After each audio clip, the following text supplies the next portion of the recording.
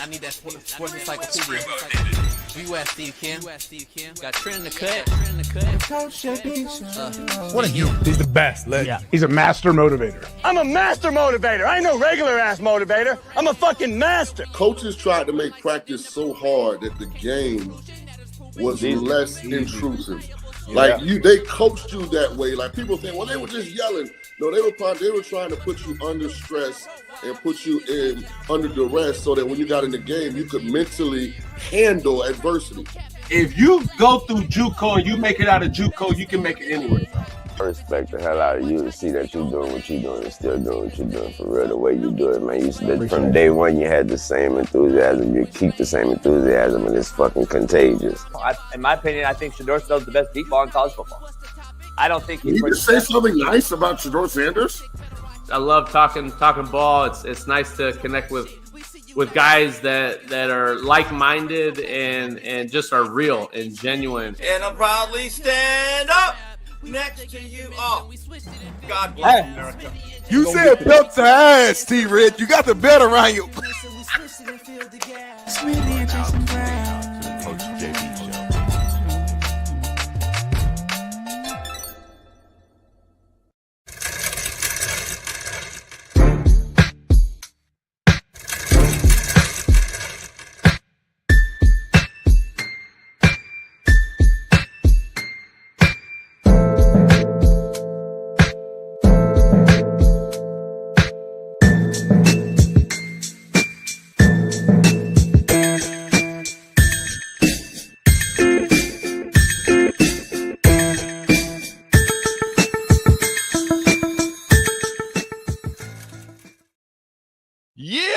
In the building. It is a free game Friday for that ass. We're in March Madness, man. The second half of the first round happens today. And I'm going to tell you, man, congratulations to all the people out there who won and did well. I know I see some cats in the chat that's already only lost one or two games. Listen, Coach, hey, the legend himself, Tim Brando, came on here yesterday and picked a few. I went against it. And I only lost twice. I lost twice, and I went against my gut and my team, UCLA, and it cost me. It bit me in the ass. Always go with UCLA in the first round. I went against my gut. I'll never do that again.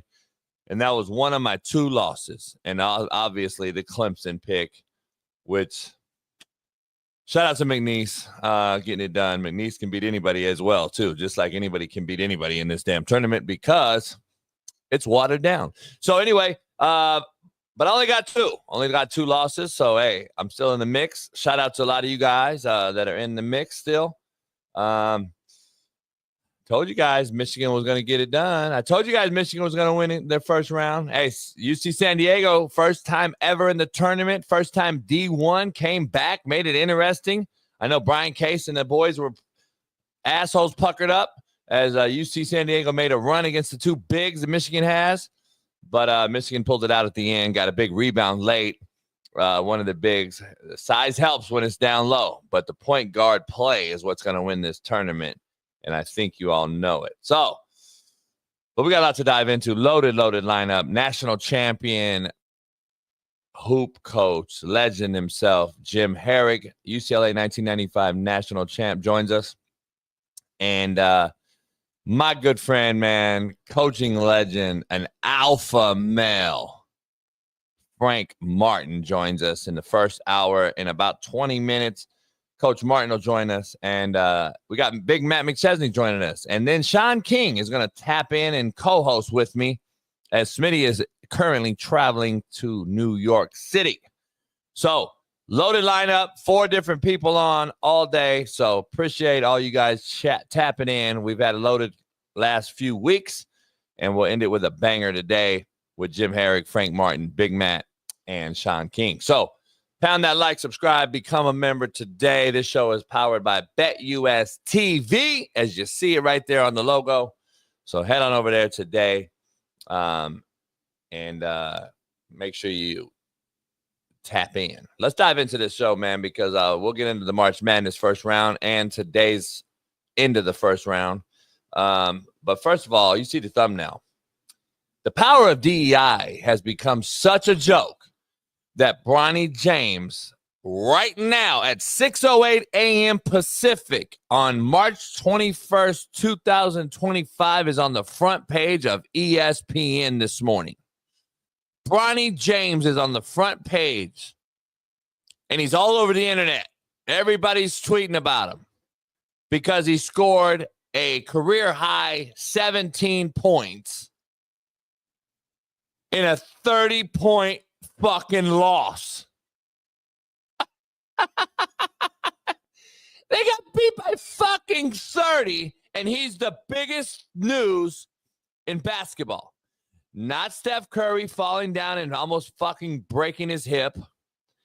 Not Steph Curry being out and the Golden State Warriors season being done. None of that. Let's put Bronny James on the front page of everything because he scored 17 points, 3 rebounds, and 5 assists in getting waxed by 30. But what he did do, fun fact is, he hit his 5th career three-pointer, tying Ben Simmons all time. You talk about the mental midgets that we have that are being paid in professional sports is an absolute fucking mockery. Ben Simmons being paid hundreds of $millions is an absolute fucking mockery. And he should have his money snatched from his fucking ATM account today. Ben Simmons been in the league how long? As talented as he is, and he's such a fucking mental midget that he's shot 5 threes in his career and made out of whatever he shot, he's made 5 threes. Bronny James comes out of USC, not even the fucking 3rd leading scorer on the team, gets drafted over all the other guys that should have been drafted ahead of him because he's LeBron's son, and just hit his 5th three, tying Ben Simmons' career. Let that sink in. And we're talking about this guy on the front page of everything today as if Bronny James is the next coming of his daddy. No, he's not. He came from his daddy, but his daddy should have pulled the fuck out. This motherfucker's a joke. Let's dive into it, man, because listen, Bronny James is on the cover. And that just proves my point that mediocrity is definitely the new excellence. And Mina Kimes.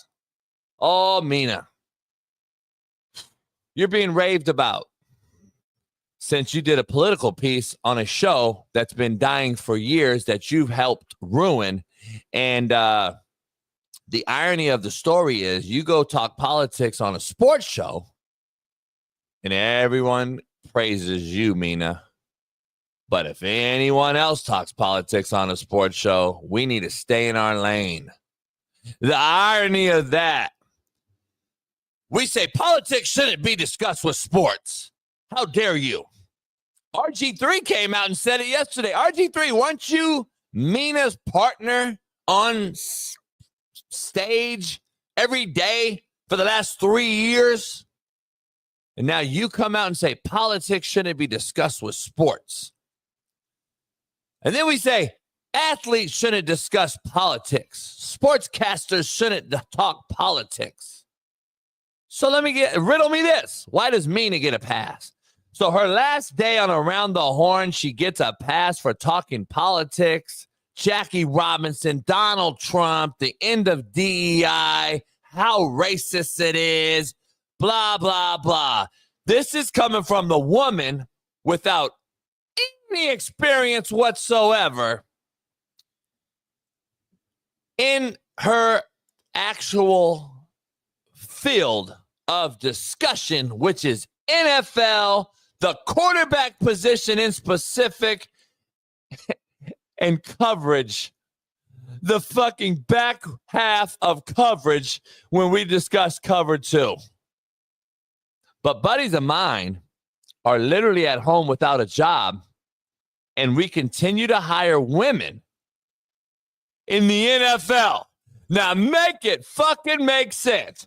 I got buddies who've coached in the fucking league, Division I OCs. How about Noel Mazzoni? I think he could fucking coach. Guess what? Can't get hired. but fucking we can hire females that came from a Division III as an intern straight up to a fucking position coach for the Commanders. Now make it fucking make sense. LeBron James, he's got a lame duck son who can't be talked about in any negative light, or you are the devil. Ask Stephen A. Smith. And when he hits a three, the world stops. That motherfucker hit a three-pointer and the fucking world stopped. Like, motherfucking world stopped last night when he hit a three. And we got to make it national news on the cover of ESPN and everywhere else this morning.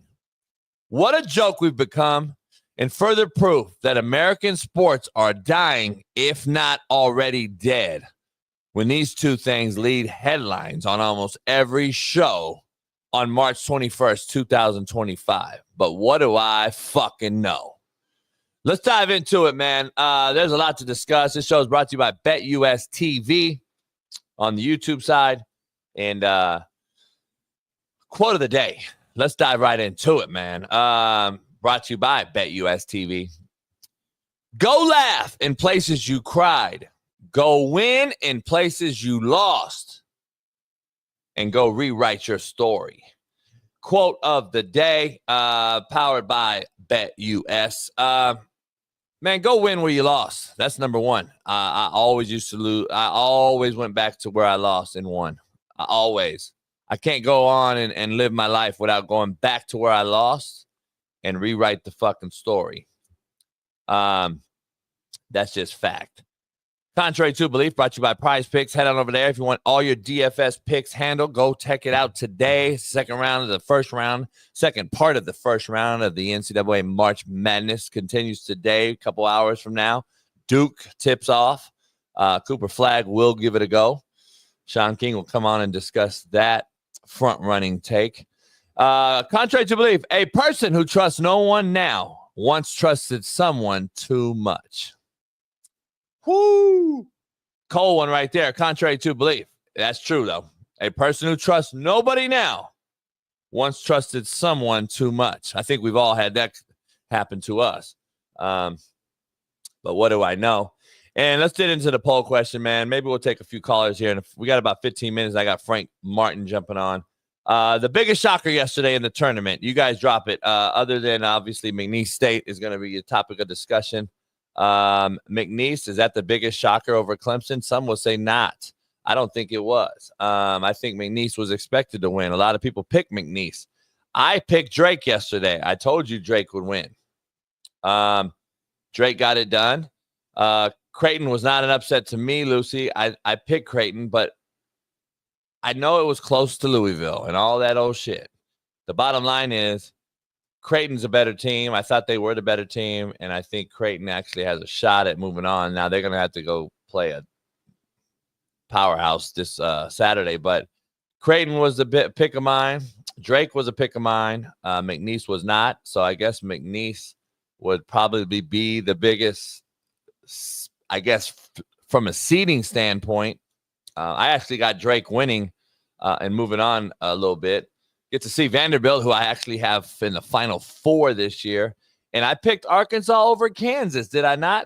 And I did actually have Purdue losing in the second round. I did pick them against High Point. I think Tim Brando picked High Point as an upset.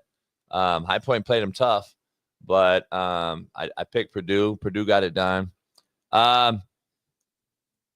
Yeah, let's dive into the McNeese State situation since they did win. And it was an upset over Clemson. They have a kid who got the first NIL bag as a non-player. Apparently, he's like a manager or some shit like that. I don't know if he's a manager or what he is, but I know Bailey mentioned it to me earlier today about a kid. I don't know what he wears, a radio around his neck or something. Is he fucking radio? I don't know. I don't know who it is. Bailey, do we have a video of that kid or no? I think he's all over the internet right now. Curious to see the kid myself, but he got an NIL deal for being a manager. I think his name is what? Amir Mama la la la la la. He'll be on the show one day we'll get him on with Mina and L. Duncan. We'll get him on with L. Duncan, who loves me to death, Mina, and Amir. Fa la la la la. Here, by the way, right here, L. Duncan. People think everyone's mad at Mina because by the way, L. Duncan, Mina Kimes, Sarah Spain, who all came at me years ago. They can all eat a bag of dicks as far as I'm concerned. These three women, contrary to all your beliefs, will get praised over, but no one's going to talk about the fact that they came after three of my black players and accused them of the R word because some fucking broad falsely accused them and got them kicked out of Minnesota. But these three broads felt that they knew more than I did and went after me for bringing them on my college campus. How the irony of that story. How fucking ironic that is now that these three motherfuckers are actually getting praised. But guess what? I know your true stories, broads. You're fucking the epitome of DEI. You've done nothing for nobody. And yet you want to attack me for bringing players on that did absolutely nothing to give them a second fucking chance? What second chance have you given a motherfucker, L. Duncan? You fucking Skeletor-looking fucking broad. What have you done, Mina Kimes? But marry the right motherfucker to get you in the fucking door. Don't get it twisted. Who you marry, women, have a lot to do with what jobs you get. Don't fucking get it twisted. And I would like to know what man goes out and marries a woman to get a job. I want to know where the man in the house gets the job from marrying the woman. How many women are the breadwinners at a corporate level to where they marry a fucking nobody from Burger King and he gets the next CEO job at fucking ESPN? Have you ever heard of that story? Have you seen that deal? I don't give a fuck if Sarah's been in the game for over 20 years or not. Sarah Spain's a cunt. Fuck you talking about? I give a fuck. She's the epitome of a fucking liar. She's an absolute fucking liar. She's a fucking race baiter. And she went after my kids, 3 black kids, and claimed that I was the bad guy. What a fucking cunt. Shut the fuck up, 20 years. What the fuck 20 years got to do? Hey, guess what? My homeboy's in jail for 20 years, too, for doing nothing. You going to talk about him, homie? Fucking bitch made. She's been in that thing for 20 years. My homeboy's been locked up for 20 years, too, motherfucker. I don't hear you talking about his ass. Shut the fuck up, Chris Bigby, you nobody, before you get your bitch ass blocked. Shut your bitch asses up. On the clock. Guy right here, Amir, blah, blah, blah, blah. He is now an NIL deal. He got an NIL deal from who? From who, Bailey? Beats or something? Who gave him the fucking NIL deal? Amir Ora Khan. Don't say we don't take care of Hamas, homie. Insomnia Cookies gave him his first NIL deal. Now I know he has a bunch of other ones as well, from what I understand. Wait, say it up. I didn't have my speaker on. Say it again. I believe Insomnia Cookies gave him his first one. Now he's got like all kinds of different, you name it, Buffalo Wild Wings and whatever. Insomnia Cookies. Yeah. Fuck is that? I don't know who that is. I never heard of Insomnia Cookies, but hey, is what it is. Smoking a stick this morning. Hopefully you guys are too.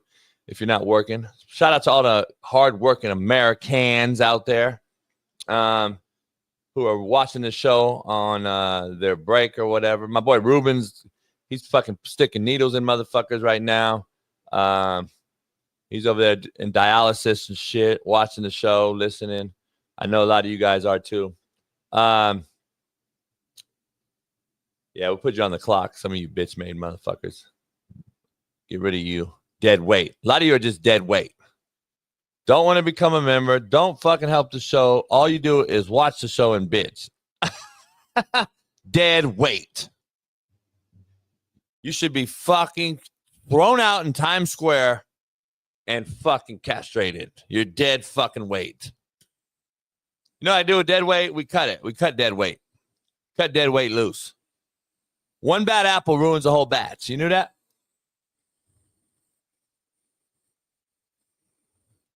Can't wait to talk to Frank Martin, legendary hoop coach. Going to ask him what he needs to do to get UMass turned around and who he thinks is going to win this thing. And then the matchup between the two Paisanos and Rick Pitino, who's going to face Arkansas. And those two legendary guys are going to go at it for, I think, Bailey, if you could tell me later on, 13th time maybe, that the two matchup, or the Pitino and what's the name matchup? What's the name for Kentucky or for Arkansas now? K-State, Frank Martin, yes. What was that? K-State, South Carolina. I think he took South Carolina to a Elite Eight. I'm not sure. But how many times has Calipari and Pitino matched up? I think it's 13. This will be 13 or 12, something like that. I know the Kentucky-Louisville days were classic. I think Cal owns him in the record, though. I think Cal has the upper hand on him. I believe he has the upper hand against them head-to-head. But it's crazy, though, if you haven't known that story. Frank Martin is really good with both of them, so Frank will be able to tell the story between the two. But I don't know if you know a lot of the story. Rick helped Cal get the Frank Martin's current job, UMass, helped him get the job. And then Cal helped Rick get the Louisville job. And then they got beef and started going at each other and didn't like each other very much. So listen, I don't believe they're very good friends anymore. I believe they got a little beef. And it should be an interesting game between an Arkansas team, 10 seed, and St. John's, who has a lot of people have favored to win the whole thing. So I see Cal's. People say 13-10. Have they matched up 23 times? Yeah, that makes sense. It might be. It might be close. Bailey will find out. I think it might be because the Louisville-Kentucky matchup, the rivalry that they played every year. So if that's right.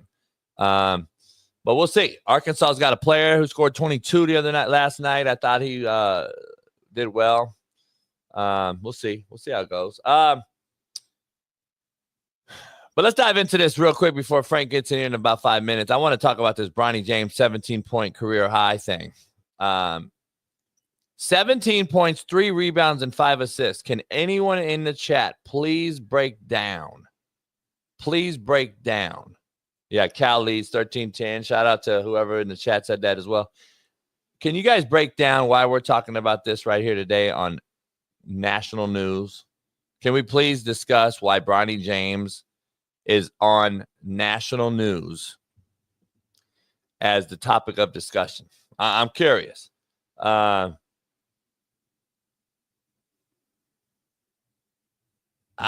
really confused. Can you imagine anyone else out there scoring 17, 5, and 3? And we're talking about him today. Seriously, please riddle me this. Can anybody out there give me another name in the world that we would be talking about in this current landscape where fucking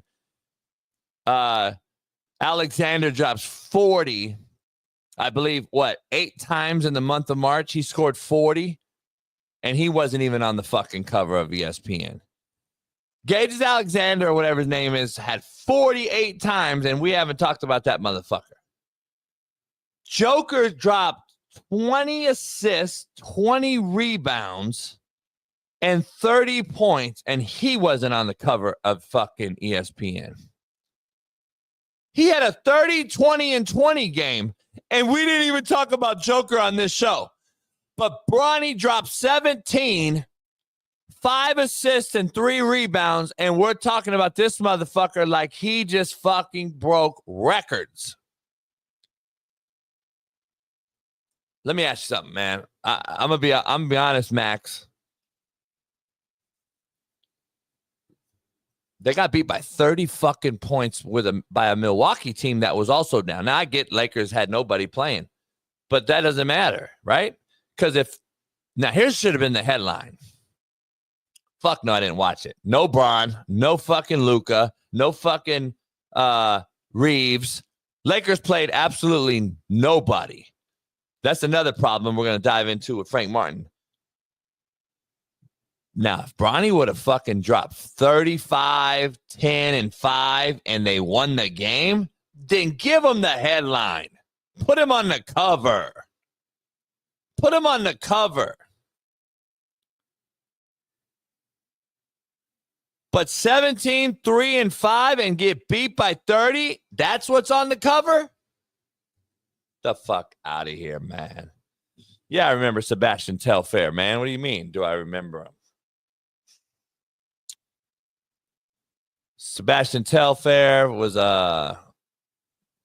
nice. He played in the era that I played in. What you talking about? When I was around, my guys. We're gonna talk about that with Frank Martin and Jim Harrick later on here today.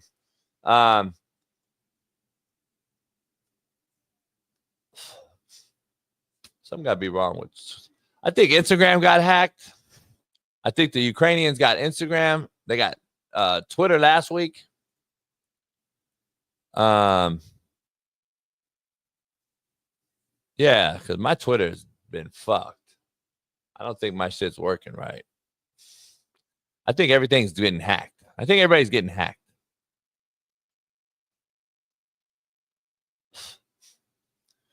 Yeah, Dalton Kennett had 17 points too. Well, I think Dalton Kennett plays in a little more meaningful minutes role than Bronny James, but that's just me. But anyway, listen, man, it is March Madness, and it's not. I can't be more excited to have this guest on, man. Great coach, great friend, great dude. Current UMass head basketball coach, hoops coach, Final Four, South Carolina Gamecock, K-State legend, my main man, Miami's finest, Coach Martin joins the show. Coacher! I can't hear you. You can't hear me? Let me see. Now you hear me?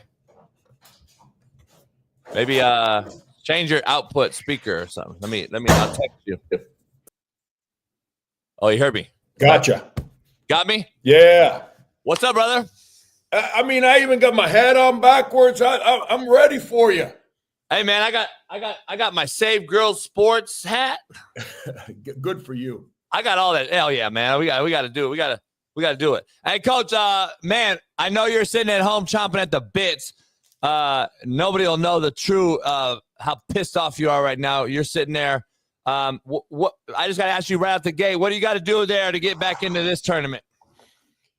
I mean, it's hard, man. It's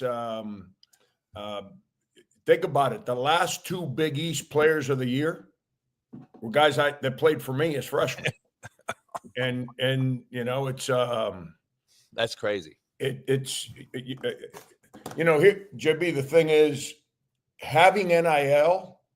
You understand this because you ran a sideline. Having NIL don't guarantee you're going to win. Hell, but if you don't have it, you're guaranteed to lose. No chance. You're guaranteed to lose, though. Because if you know, and we got people working their hearts out, but we're still not, you know, with the upper half of the league. And yeah, and it's hard to talk about because you're at a place and you're trying to grind, and you know the people are the buy-in there and everything's they're trying to do it, but resource wise, there's just certain places that don't match up with certain places, and we all know in this business, Coach, that big fish eat little fish. I mean, that's just what it is, right? I mean, that's what it comes down to. I don't know. First thoughts real quick on watching the first round or if you did watch it or not. I don't know if you were out fishing or just recruiting. But after the first round, any big shockers? We had Tim Brando on yesterday. We've had legends on all week long and last week talking about this. We had Bobby Crimmins on. We had Pat on, old Florida State head coach, and I'm sure your buddies. And yesterday we had Tim Brando on, and he was just mentioning the upset alert because is it now just anyone's game just because of this whole I don't want to use the word watered down with you. You're coaching it. I just think that it's so saturated with with the NIL and the transfer portal that anybody can win this thing, right? It goes back to, like, look at McNeese playing Clemson. Yeah. You know, Will, I haven't talked to Will since he was at LSU and I was at South Carolina. I know him. He knows me. We've shared conversations, but I'm not going to act like he and I are boys. Like, we don't know each other like that. Yeah. But I know, because of the school he's at, my former boss was the head coach there, so he's really tied into everybody there. He's got a big NIL package. So he's got borderline high major players and that he was able to bring in. And that's why you heard him say last night, we've had this conversation. The plan is, let's come here for a year. Yeah. Let's win together and let's go to a Big 5 school together. That he said it. So I'm not kind of making crap up. Yeah. And, so you take a small school, if they got people that create the resources, you can go recruit against the big schools. And you know, it's a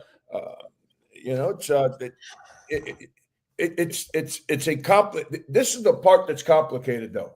This is where I give Will credit. We've created an environment where all these kids, they're chasing the bag for individual glory. We used to chase the bag. Let's be honest, we all did it. But we chased the bag because we needed each other's help so we could all succeed. And you had to learn how to sacrifice to elevate your teammates and all that, and then stand up for your teammates, not stand up for yourself. Now we're managing stuff in the locker room that makes no sense. And JB, this is the hardest thing, man, because you're a hard driver. You were always a hard driver. You're a hard driver as an athlete, hard driver as a coach, and now with this new chapter of your life that you've taken on, which I'm proud as hell that you're taking the lead that you take on some of the things you do. But if you drive them hard, they lay it down on you in the middle of the season because they can't handle it. They came there for the money. They didn't come there to get better. And getting better is hard, man. I used to tell kids back when I taught in the same neighborhood I grew up in, you know, and I'd be in the classroom and you got that guy, that their girl guy, whatever, that don't want to do schoolwork and cut class and all. I understood all that, man. I didn't act like they were flawed. I used to tell them, I'm like, oh, there's two choices in life.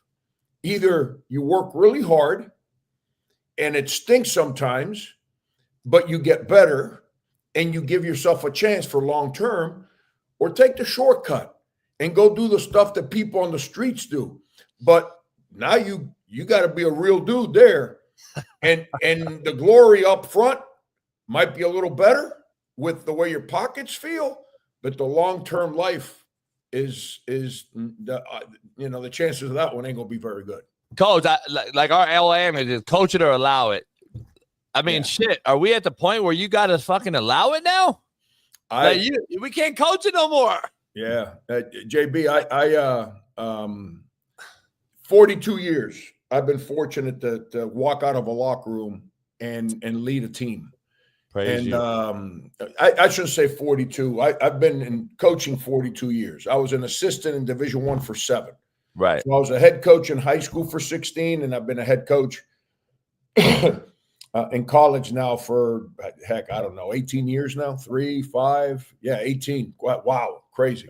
So in that pocket of years that I've been a head coach, I've led a team out of the locker room, and I've been responsible for its performance. I've always taken that with unbelievable pride, that the players that sign up to play for me understand that their journey was to get better, and getting better is all about hard, committed work and difficult times. And the people that hired me because they wanted a team that played the game the right way. And I feel indebted to both groups that I had to do my job. This is the first time in my career I've had a bad year. Bad year. Why did I have a bad year? Because of what you just said.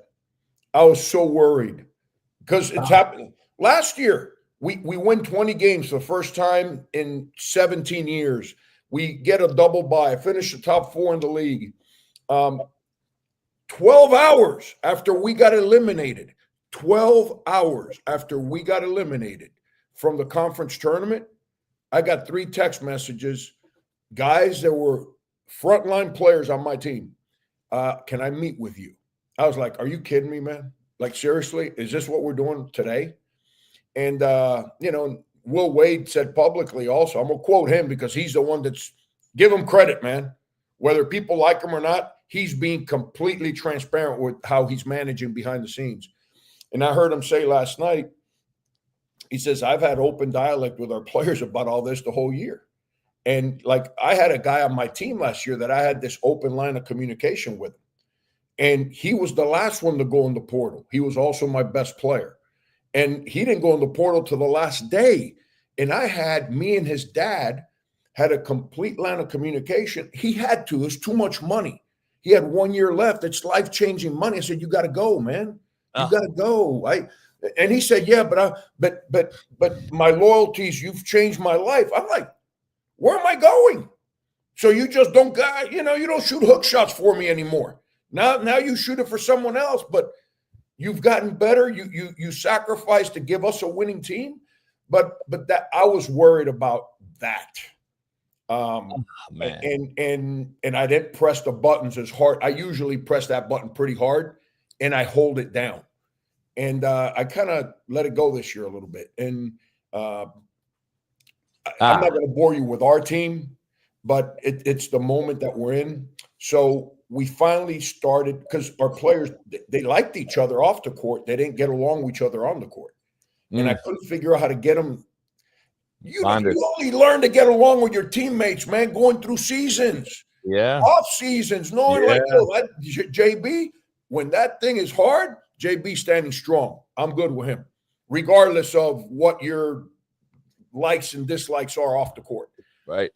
We're going through it for the first time. So we started to get along and play better. And then our point guard got hurt, our power forward got hurt, and the flu bug hit our locker room. Went 2 weeks, we couldn't practice. We had 5. I was JB the day before the St. Bonaventure game at home. I don't remember what day. It was in February.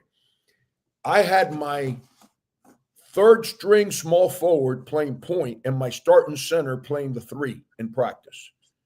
God. Just so we can have a team that can play. Then we had guys cleared, but they hadn't practiced all week. So it's crazy, man. But I'm not trying to commiserate. I'm trying to figure this crap out. I know I screwed this year up. I let go of that button. But I just hearing this shit is so hard to listen to because I know you and the passion. And everyone's seen all the sound bites from Coach Martin on South Carolina and K-State, and those kids took it, they accepted it, and they wanted it. Like I don't know these kids now. I saw last night Bill Self, Kansas team, no question about it, quit because of what you just said. I'm telling you, I just watched that game last night. I'm sitting there like, this team's quitting on you, on their coach for what I think you just mentioned. And we saw a guy at Miami earlier this year just walk out and say, I can't do this no more.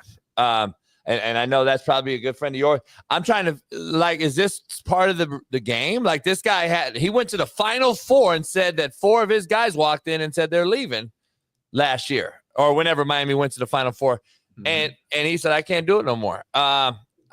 When is enough going to be enough? I don't think you can put this pace back in the tube, man. It is what it is. I need to adapt or die now, huh? Yeah, no. I think we spoke about this last year a little bit, you and I. The NIL thing should have been introduced a long time ago with some parameters. And like everything else, as you start understanding how to manage it, both sides, players and universities, you start growing it. Yep. But instead, there was an arrogance in the leadership of the NCAA that they were like, screw you. We're the big bad NCAA. You guys don't get a piece of this pie. So, Coach, just pay for play. Let's just cut the shit. It is what it is. Yeah. You know who's managing this moment right now, JB? The guys that have had programs that they've had their culture in place for pre-COVID. Yep. And they got winning in place. So they lose a guy, they lose 2. They got enough returning guys that are good players that can can kick it up a notch when it's their turn. It's the way it's always worked. And the guys that used to color outside the lines. You understand what I mean? Your ass is and your ass is on the chopping block year to year. And these guys, and you're playing musical chairs with a roster every semester, not every year. I want to be clear with all these people out here that don't understand. This is why these coaches at the football level are saying, screw spring ball. We're not even going to do it because this ain't even our roster, coach. Like, our roster is not coming. It's going to change 3 more times before June hits. Like, think about spring ball. We don't do it. And I've been in meetings where I've pushed we should have summer ball. Yeah. A window of summer ball. Like all AAU stuff. Yeah. And some coaches jumped up and said, I ain't doing that. I was like, why not? And they were right. It's like football. So Frank Martin, JB, were the starting left guard and right tackle last year. And now we go into spring ball, and they got this new transfer in there, and they put him at the starter in spring ball. I'm out. So why would you show your cards in the spring if you're a football coach? You're going to lose your team because of what you just said. I don't know. So if I just had to ask you a question, is it fixable? You would say probably not.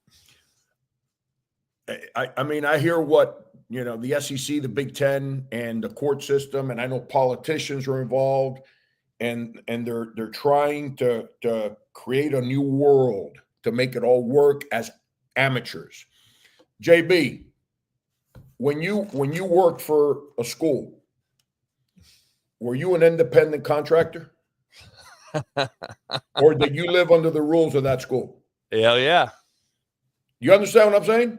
Yeah. So in the world that I've grown up in this country, it's either free market or it's collectively bargained. Yep. That's why you got professional sports that you don't have Title IX and equality and all that nonsense. It's like, it is what it is, man. That's a collectively bargain. We're right now trying to make free market fit into a collectively bargained world. I don't know how you can do, unless the politicians change the laws of this country. I don't know how you can do that. And so it's either going to be the wild, wild west, which I think is going to, because this is the part that I don't know if a lot of people comprehend. College athletics, their fan base, are people that live in those communities, in these college towns, and people that graduated from those schools. That's who the fans are. Those are the people that give the money. It's not the corporations that live in the big cities donating to the university. That's not the deal. And that fan base that keeps coming and watch games on TV and all that stuff, that's who those people are. That's what's always been the fan bases for our sports. And part of the attraction there is watching Charles Barkley come into your arena 3 times during his playing career. Michael Jordan come into your arena 3 times during his playing career. You got no idea who's on your team. How are you going to continue being a fan? You're going to lose your fan base because this name means shit no more, huh? JB, I'm a JUCO guy. So I don't say this in a disrespectful manner. I'm a JUCO guy. I'm actually, you know what I'm doing recruiting right now? I am going all in on JUCO guys. Hell yeah. Because those guys lived it differently. You give them a peanut butter and jelly sandwich, those guys will kill for you. Run the wall. Kill for you. Yeah. And rather than run around asking for money. But you keep doing that. That's what JUCO basketball and to a certain extent football is basically 9 new guys every year. And that's why junior college fan bases are smaller because they're in the same small towns. Yeah, you're an Independence, Kansas fan or you're a Coffeyville fan 15 minutes away. That's it. You know the landscape. Yeah. Let me ask you, you made a point, and I've been talking about this for a while. Not only does the jersey name on the front mean nothing anymore, it's about on their back, but like where are these kids? What are they doing? You know better than anyone. What are they doing when they go home to their family or father, mother, whoever, mentor, and tell them where they earned their damn degree from? Because they've been to 4 schools in 4 years. What school are they claiming now? There you go. I'm just telling you, there's no way you can call them student athletes anymore, as shameful as it sounds for me to say that. I'm sitting there hurting my heart like, This ain't student athlete no more, man. These kids are driving Maybachs, fuck all this stuff. You see another guy with a car crash incident yesterday. We're giving car keys to these kids to Lamborghinis, and they haven't even changed the oil on a fucking Prius yet. and we're expecting them to not like crash these cars. Come on, man. So to your point, my oldest son, who played for me his last year at UMass, he volunteered on my staff last year. He wants to get into coaching, so I had wide. So stick around. I ain't telling you what to do. Yeah, you better get with every assistant, with every the video guy, and you better learn how everything works. Figure it out. I'm not spoon feeding your ass. You're 24 years old, man. Figure it out. And he comes in the office and he says, "Dad, I got a problem." I said, "What's up?" He says, "My car's in the parking lot. I got a flat tire." I said, "What are you coming to tell me for?" If I told my dad that shit, he would. He says, "What am I supposed to do? Who do I call?" I'm like, "You go in the trunk and you get the spare tire and you put it on." And he was like blown away. And so I walk out to the parking lot with him, and I don't know, 6 or 7 of our players were in the parking lot, all looking at each other. I opened the trunk and I gave the ratchet deal, whatever you call that thing. I gave it to one of the players. I said, "Let me see you do it." Man, they had no idea. My old ass was on the ground changing that tire, and they're looking at me like, yes, they're looking at me like, wow, this guy's a magician. I'm like, yo, get your hands dirty down here, man. Like, what? Magician. It's I don't know how to. I mean, I'm telling you, everyone looks at me crazy that my co-host, I give him shit every day. I'm like, dude, you don't know how to change the oil or the. My dad would have beat my ass if I would have took my car to another person's shop as growing up as a mechanic that he did. He was a mechanic. If I took my car to someone else's shop to have him change the oil, he would have Frank, I don't get it, man. I'm blown away. But I think this is the safe. This is their way out, though. We didn't have these. So JP, here, like I'm gonna use the 2 sports that you and I love, football, basketball. Okay. I coach basketball, so I get tired of talking about basketball sometimes. So I'm going to talk a little football, and correct me if I'm wrong. Hell yeah. Who are the guys that in football? What guys post videos on the internet of them doing something related to football in the offseason? Who does that? What position player? Quarterbacks, wideouts, skill guys. There you go. Wideouts, corners. Prima Who are the biggest disruptors of team? Wideouts, corners. Because all they want to do is get paid because you don't get me the ball. And if you don't have the fat guys in the middle of the field, like I saw a friend of mine, because I love talking football, and a friend of mine sent me this you know Armando Salguero, writes for Outkick for the NFL, NFL writer. Yeah.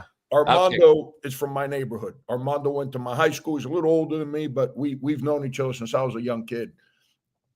And Armando they were talking about Jalen Milroe at the pro day running a 4.3. 4.3 he had one of the greatest comments I've ever seen.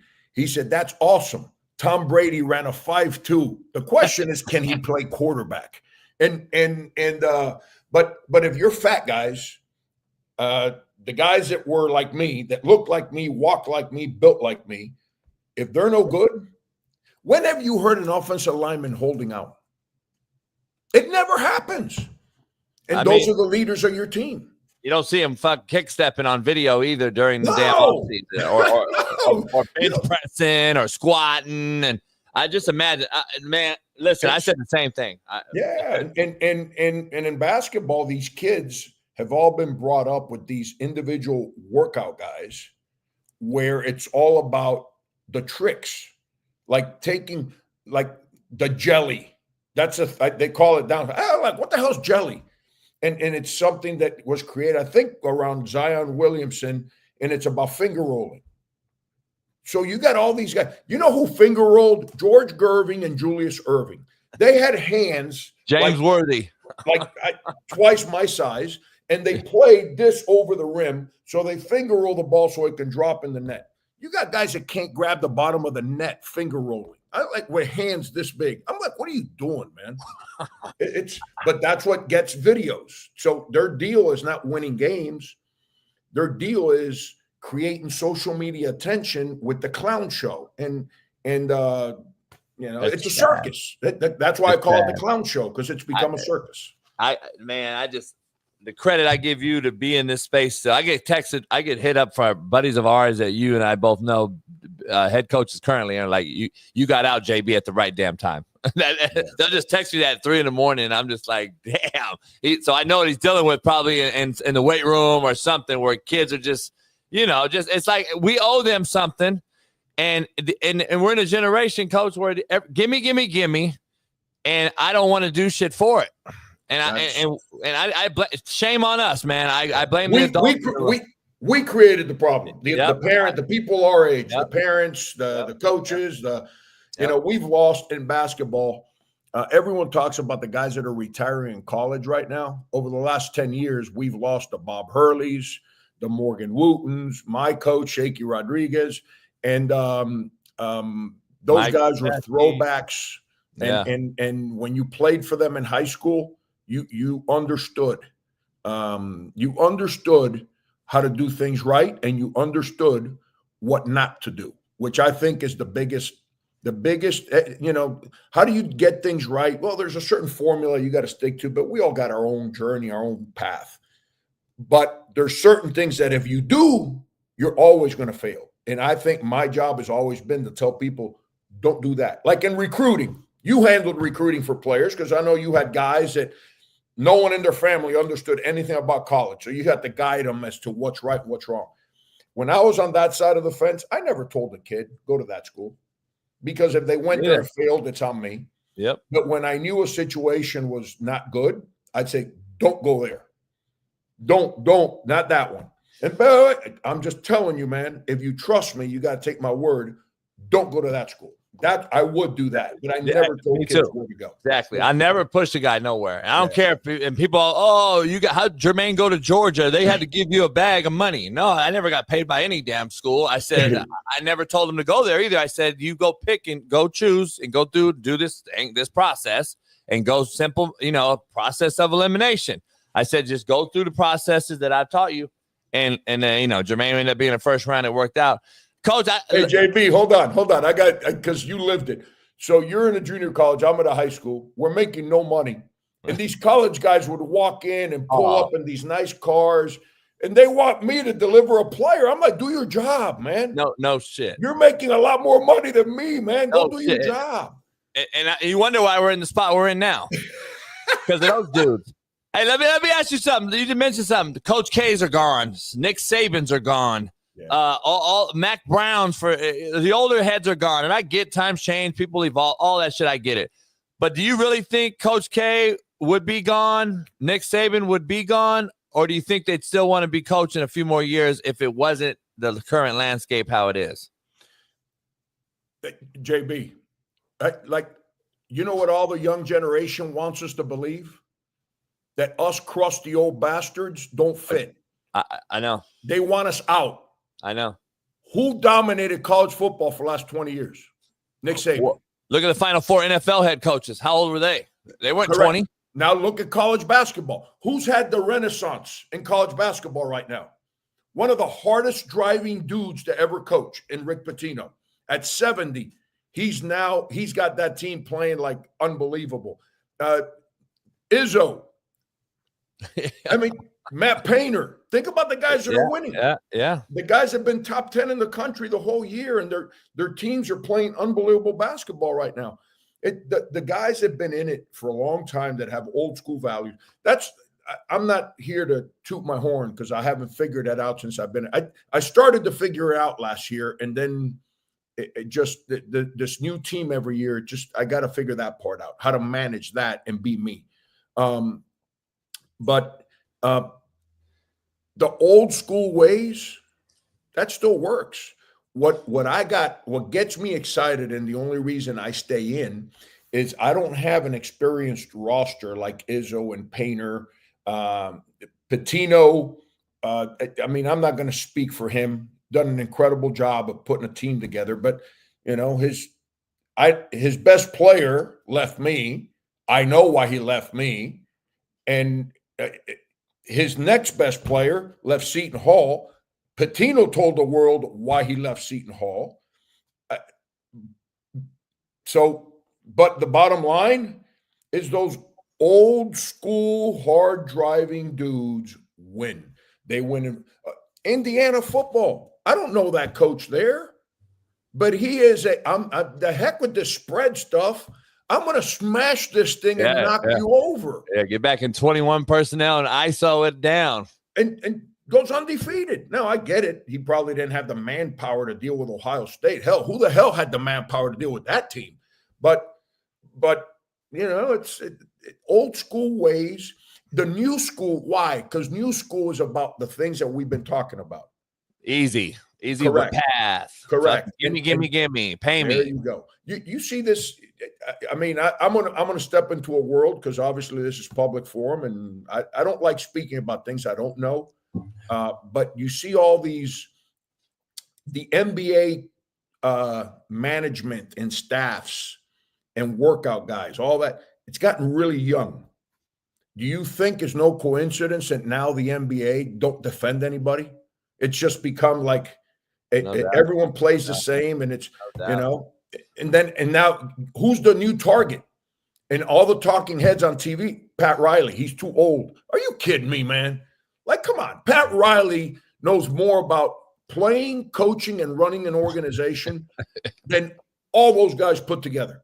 And now they're saying that he's too old. The game's passed him by. It's meant stop. Like if I get to choose with some of these opinionated 40-year-olds with my career or Pat Riley, do you really think I'm even thinking about it? Man, I'm lining up with Pat Riley every time. I don't care what he thinks. That's who I'm rocking with. And but this new world, they want easy. It's hard, man. Being good is hard, man. You got to drive them. You got to, like, when they don't want to do it, they don't. I was that age, man. I understand. I don't feel like lifting weights today. But now I'm 59, and just before I came in with you, guess what I was doing? Hell yeah. I was still trying to throw some weights around. And what for? To give me a peace of mind. Because I've been trained that way, and it makes me wake up and do something that's uncomfortable, because everything else, every decision I make is uncomfortable. You rarely make easy decisions, No doubt. So, but it's the world. Hey, Bailey, bring Matt in real quick. I got to ask my buddy Matt McChesney, Colorado Buff, played in the NFL. What's good? Hey, I've seen him on your show. He's my kind of guy. Yeah, what's up, Coach? How are you? Good, brother. How are you? I'm awesome, man. I can't complain. Hey, Coach, Matt runs an academy every day, and he's sitting on Twitter. Do I gotta beg you fuckers to show up here at 5 in the morning? You know what I'm saying? And so, Coach, I don't know how you get the kids at UMass. You gotta beg UMass players to show up. No shit. Wonder why.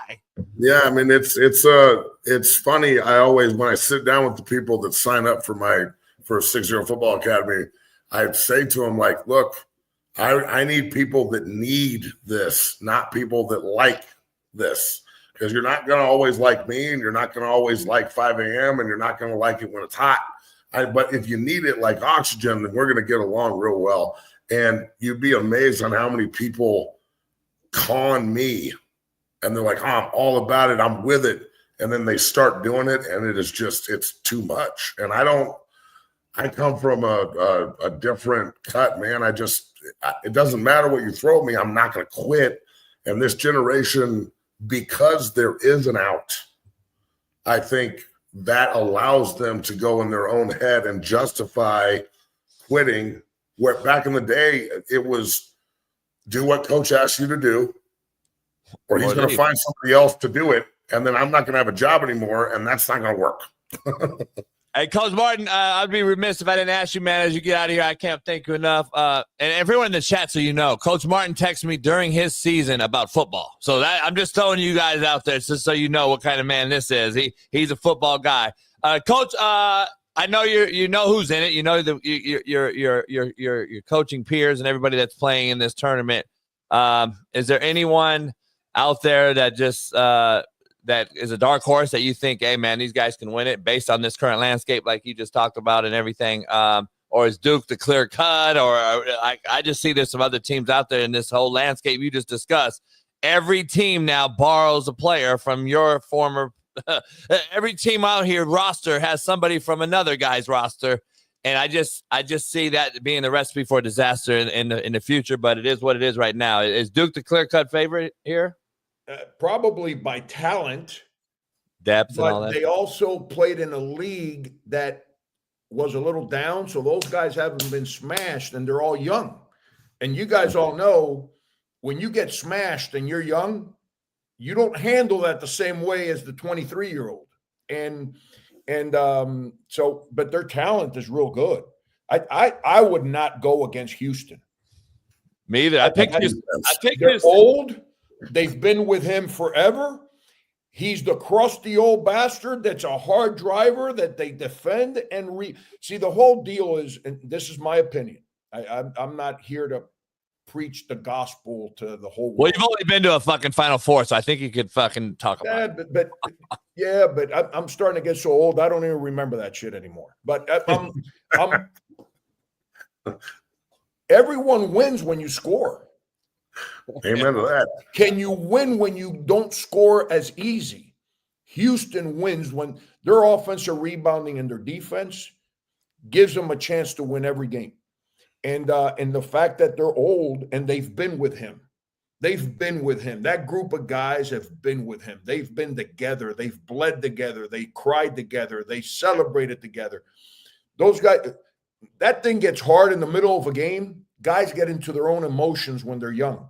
When you got a team that's kind of together like they are, man, they get out of their emotions and they hang on to that damn rope, man. And they figure it out. I would teams that are built like Houston, I'd go with them in this tournament this year. Can I ask a quick question, real quick, JB, before Coach gets out? Yeah, bring Shaun in real quick. Shaun wanted to say hello. Shaun King, former NFL quarterback. Man, Frank, look at this group. Shaun, look at this man, group. that's my dude, man. Hey, JB. Hey, JB. Hey, hold on, Shaun. Matt's gonna ask a question, and then Shaun. All good. Hi, King. How are you, brother? Coach, before you get out of here, because you're on, I had to ask this question. Do you think that the NCAA men's basketball tournament is the hardest one to win? Is that the hardest ship to go get because it's just one game? It's a one-off. There's no series. Like, do you think that's the hardest championship to obtain out of all of them?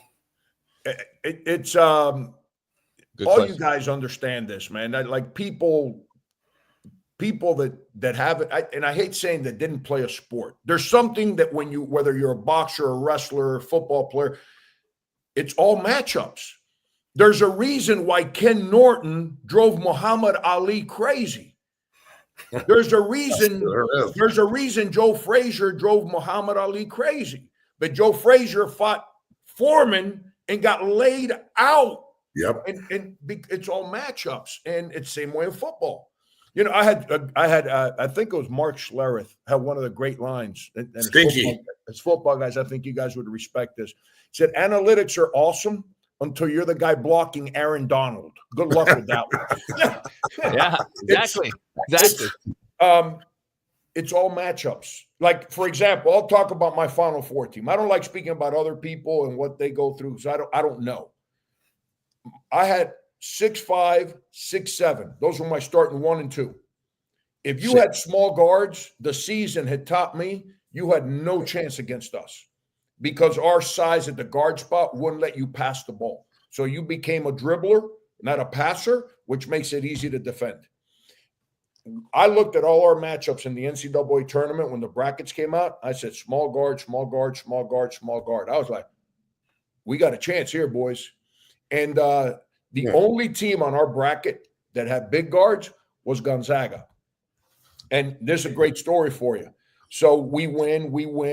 Now we're going to the Final Four. We're back at the hotel, and I'm watching Gonzaga play West Virginia. West Virginia is my guy Hugs. And they had small guards. And it is an unbelievable game. West Virginia is right there to win. I'm rooting like hell for West Virginia, not just because it was my guy Hugs, because they had small guards. And now we get in and we play Gonzaga, and they were really good. I mean, you're in the Final Four. Everyone's good there. But their guard difference created a major problem for us early in the game. So it's all matchups. And that's what makes it so hard. Because if you get one team in your bracket that you don't match up well with, you're in trouble. You're in deep, deep trouble. And I don't care how good your team is, you're in trouble. Shaun, I'm taking that information to the bank today. I tell you, I'm going straight to the roster here. Well, let me say this. I'm representing this year's national champion. My God. That's why I got my JB. Hey, look. Coach, this cat. Oh, my God, JB. What happened to Shaun, JB? Hey, I don't know, die man. hard, Coach. Shaun's a Tulane guy. Small school, overachieve, go beat people. Duke. Real Die hard. God's team. That's why the devil is blue. Hey, Coach, hear me out. I'm on this show, and for some reason, JB think he wants it in 101. Can you tell him that Perry Clark said, I am the best football player he's ever seen play the game of basketball? Coach Clark was my head coach at Tulane. He was on Frank's staff at South Carolina. I need to end this argument with JB, who's delusional that he wants some of this in basketball. Hey, Frank, go ask Ed and Charles. I got the great Jim Harrick on after you today. And Jim's going to come on and he's going to tell Shaun a story that I used to go out there and cross over Charles O'Bannon and take him to the rack. And Shaun would have blew his ACL out. I'll say this. I saw both of you guys play basketball. Okay, that tells you how old my ass is. Hey, he saw me with Wayne Marino. If I had to see both of you guys play basketball today, I'll throw up. I'll be like, what's the comedian? What's the comedian that was at the Knick game the other day? Oh yeah, Tracy Morgan. I'll be like Tracy Morgan. I'll just like unload all over the court. You'll have to wheel me out of there if I have to watch you two guys play right now. Coach just roasted the shit out of both of you. McChesney, I mean, you want some pom-poms? You want a skirt? I mean, man, I can't help it. That was funny as shit. Come on. Don't Coach. Coach Martin, man, I love you. I can't thank you enough for hopping on, man. I know you're going to get your team back into this thing. I know that's just you and the drive. So I had to bring these guys on and say hello. And, man, when you're out here, I know you'll be out here. So, hey, how'd that big guy work out that I hooked you up with? Your guy just called me. Like, JB, for a guy that doesn't do this anymore, you're still kind of tied into people, man. It's unbelievable. No, he's not.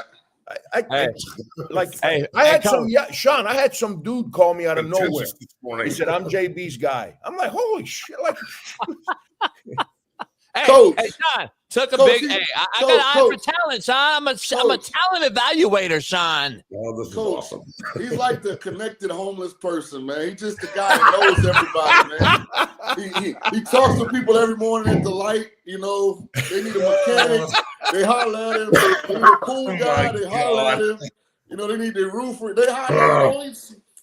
Oh, man. I need to quit coaching, man. I'm in a fat mood coaching every day. I need to come on this show with you guys, man. Make me laugh, man. No kidding. This is kick ass. Hey, Coach, when you come out here, you got to get on the yacht, man. We got to go out. Hey, by the way, I live my life vicariously watching your yacht videos. Me, the Miami boy, where I just lived in the ocean.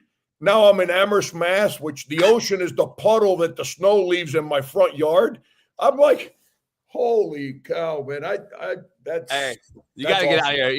There's got to be a West Coast kid that wants to go to Mass. I'm gonna find one if there isn't.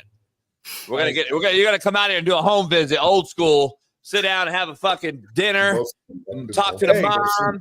Hey, how about this? This is how great the NCAA rules. So I can fly out there and tell that kid that we can get him $150,000. But I can't put a bag of Doritos in his hotel room in the official visit. That's a violation. You better stop, man. You're still employed. I'm not. I'm like, Like, who cares? Like, hey, these three yahoos over here are not employed by that organization. You better. So funny, bro. Hey, when I say publicly, JB, I'm on all these committees. I know. And when I say publicly, I've told them in their face in private meetings. Like you guys, like, seriously, man, we're like, how can we bring in a recruit on an official visit and it's a violation to put a bag of chips in the room? No cheeseburgers. Hey, coach, don't fly your girl out to the Rose Bowl. You'll be fucking suspended. But it's cool to give you a $200,000 visit on Saturday, Texas. Hey, so if you find that kid in LA, let me know. I'll be there the next day, and I'll fly in with this big time bubble jacket because these kids love them bubble jackets. You know, we're good. Man, can't thank you enough, brother. Always a pleasure, man. That was cold, bro. Good Lord. Hey, see you later, brother. Love you. Good to see you, Coach. Good seeing you guys, bro. Awesome. Hey, JB, we got to go do the show from UMass next year. Oh, we might. Hey, man, Look, I got to go out watch there. you guys play one-on-one so bad. I got to go out there. We might have to, man. I say Shaun wins 10-1. Matt, I don't know if you heard. Sorry. Because he's black?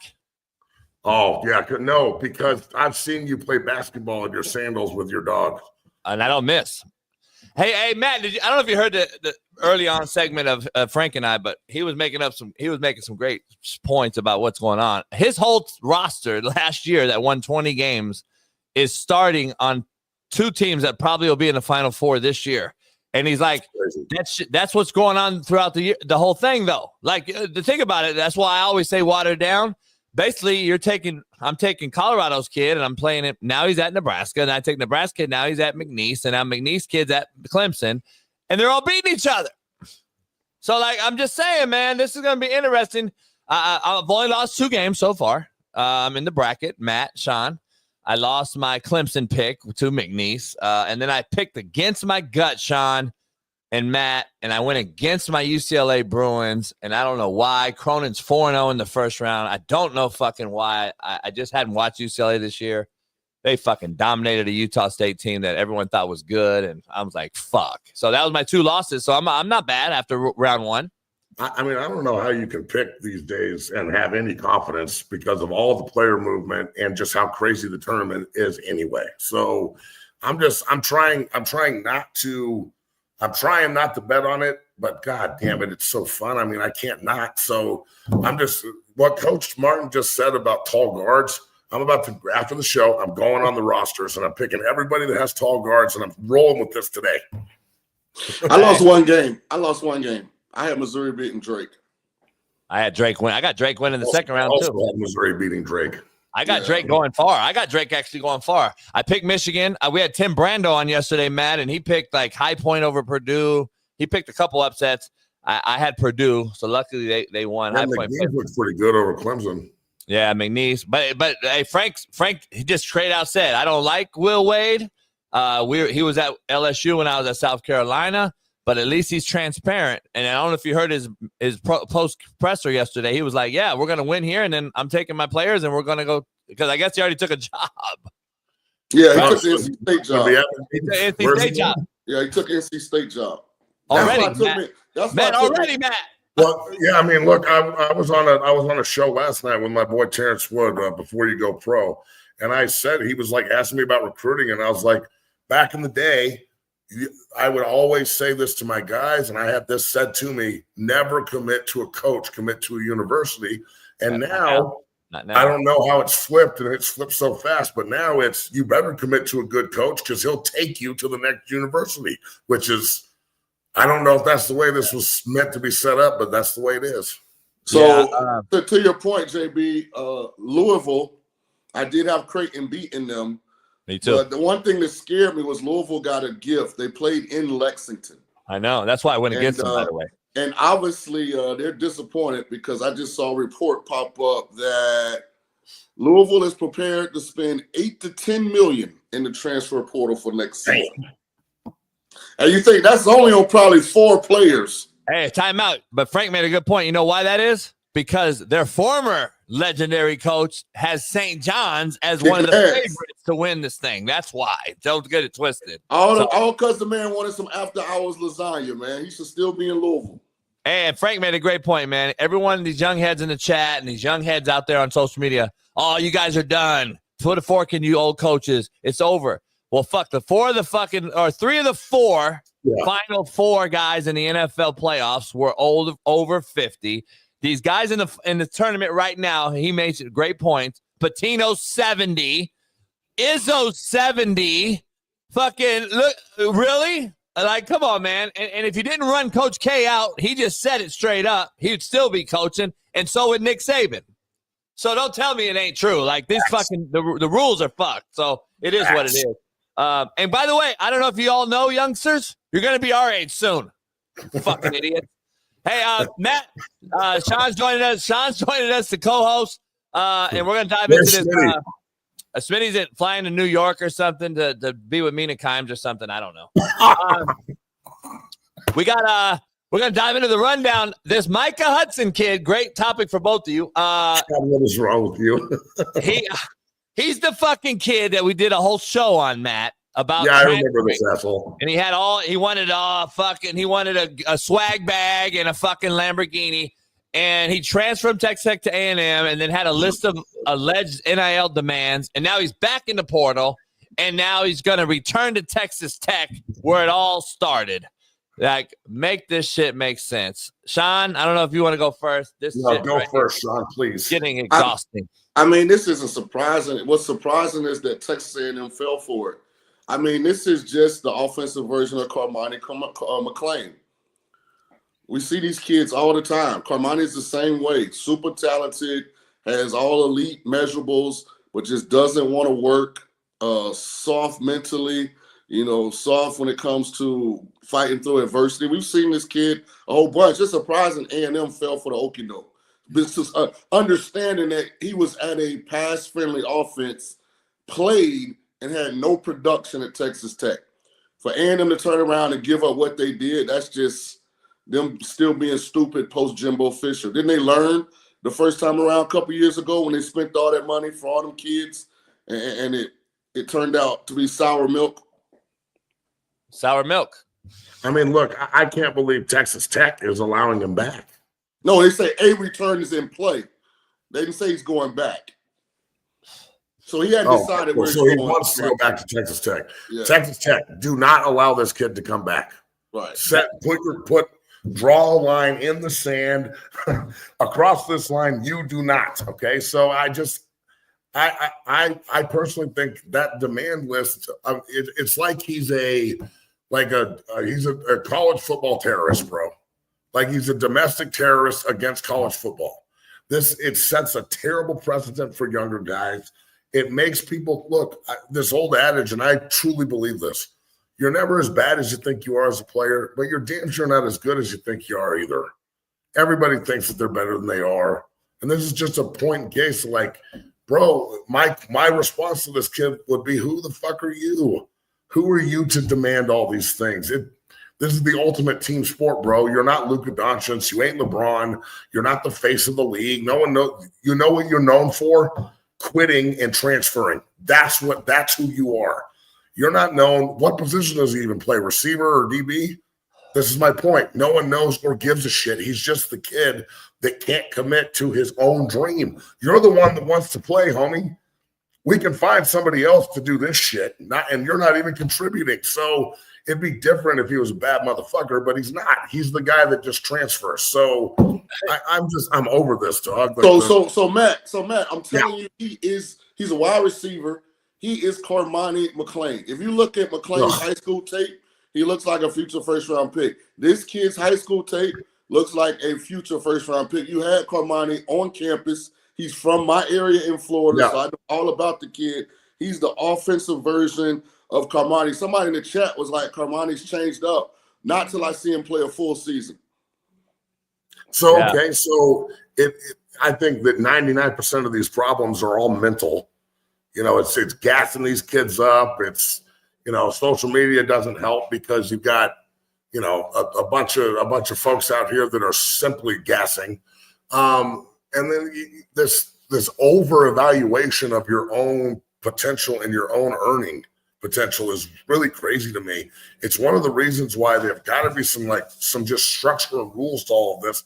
But then also, an agent that you hire is different than a guy that is in your family or somebody you know or an old acquaintance that just has an opinion on what you're worth.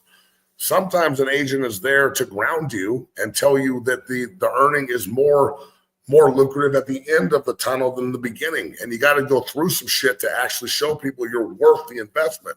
And when you've only got yes men in your corner and you've got nobody that actually holds you accountable and challenges you on your dumb fucking narrative, this is the kind of shit that happens. He's not allowed to have an agent. I mean, he is. You can have an NIL agent, but what's that guy's job? As an NIL agent, his job is simply to get the kids paid. What is an agent's job? Not necessarily just to get you paid, but to help you develop, to make sure you're doing things correctly, to actually have a consigliere there instead of just a guy who's trying to get a percentage. So, man, this is as much on the NCAA and college football and how just destroyed it's become as it is the kid. The fact that they're allowing this allows the kid to act like a punk. And see, that's the narrative, and JB, that's the narrative I think that's important. I don't blame Micah Hudson. I don't blame Carmani McClain. Like, it's not their fault. It's Texas A&M fault. It's whatever school is going to give Micah Hudson another NIL deal. Like, that's whose fault it is, not the kid's fault. The kid is just being a kid. Yeah, I've been saying that shit. Hey, and here's the thing, Matt and Shaun. Coach Martin just made this point that Matt kind of made. Who do you see in the offseason doing TikTok videos, Twitter, and Instagram workout videos? Wideouts and DBs. You don't see fucking Matt kick sliding. Fucking, you don't see fucking, Matt doing, 225 in the weight room on film. The O-line, D-line ain't showing that shit. It's these prima donnas who think they're underpaid. The T. Higgins and the J. Well, I could do a video. Listen, man, I get the marketplace and all that shit, but you don't see the grinders that the team needs to win Super Bowls on TikTok. You see the fucking prima donna skill guys, and I'm a skill guy. I'm just saying, man. Fuck it. It's changed. The game has changed, dog. I'm be honest. The world we live in now. Yeah, it is. It is. It is what it is. All right, we got to dive into this, man, because I went on it yesterday. I got an Instagram video going crazy right now about it. The Stanford coach, good friend of mine. I don't know Matt and Shaun if you know Troy at all. Troy Taylor has been accused of bullying, belittling female staffers, and now I got into a debate yesterday with Sean Salisbury on his show on Paved Every Day I Do, and now Andrew Luck, who is apparently called the GM, has nothing to say all of a sudden and doesn't want to say anything. I just think it's the biggest sellout, cop-out job that you can possibly do for the man like Andrew Luck not to back the man, head coach, on his institution. And this is a cop-out. And Matt, Shaun, you both know where I'm going. Just say he's fucking 3-9 2 years in a row and you want him fired. Don't fucking blackball this dude and put a narrative out there that he's bashing women and all this shit so he can't get a future job. That's the chicken shit part of this whole thing, the cowardly act that I'm not with. I'll go first. I agree, bro. And look, I'm not going to go as far as you go women can't coach. Yeah. I'm not going to go that far. Although I am going to say this. We had that debate a year ago. I am going to say this. The locker room, the meeting room, the practice field, it's not for the fucking timid or the weak or the sensitive or the inexperienced. And the amount of moms that I pissed off in my life coaching, the amount of women online that I've made angry coaching just by elevating the tone of my voice and articulating something that isn't followed with please, thank you, or, here's your alimony check, that it always turns sour. So I'm not saying that this isn't a sensitive person's game. I'm screaming it from the fucking mountaintop, bro. This is not the place for your goddamn sensitivity. He's not bullying anybody. Somebody's panties got in the wad, and I'm not talking shit. She's a female. She's wearing panties, not boxer shorts. So all I'm saying is, like, he's trying. I'm sure he's trying to coach. He's not trying to belittle. He's trying to make sure everybody does their job so he can keep his job. And now somebody's fucking feelings got hurt. This is the thing. If it was a dude whose feelings got hurt, would this even be a fucking story?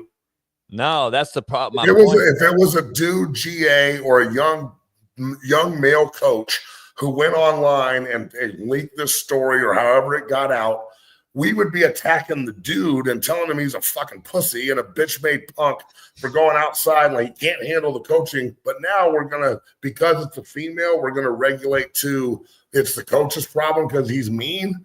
Miss me with this bullshit, dog. You can call me a sexist all you want. I don't give a fuck.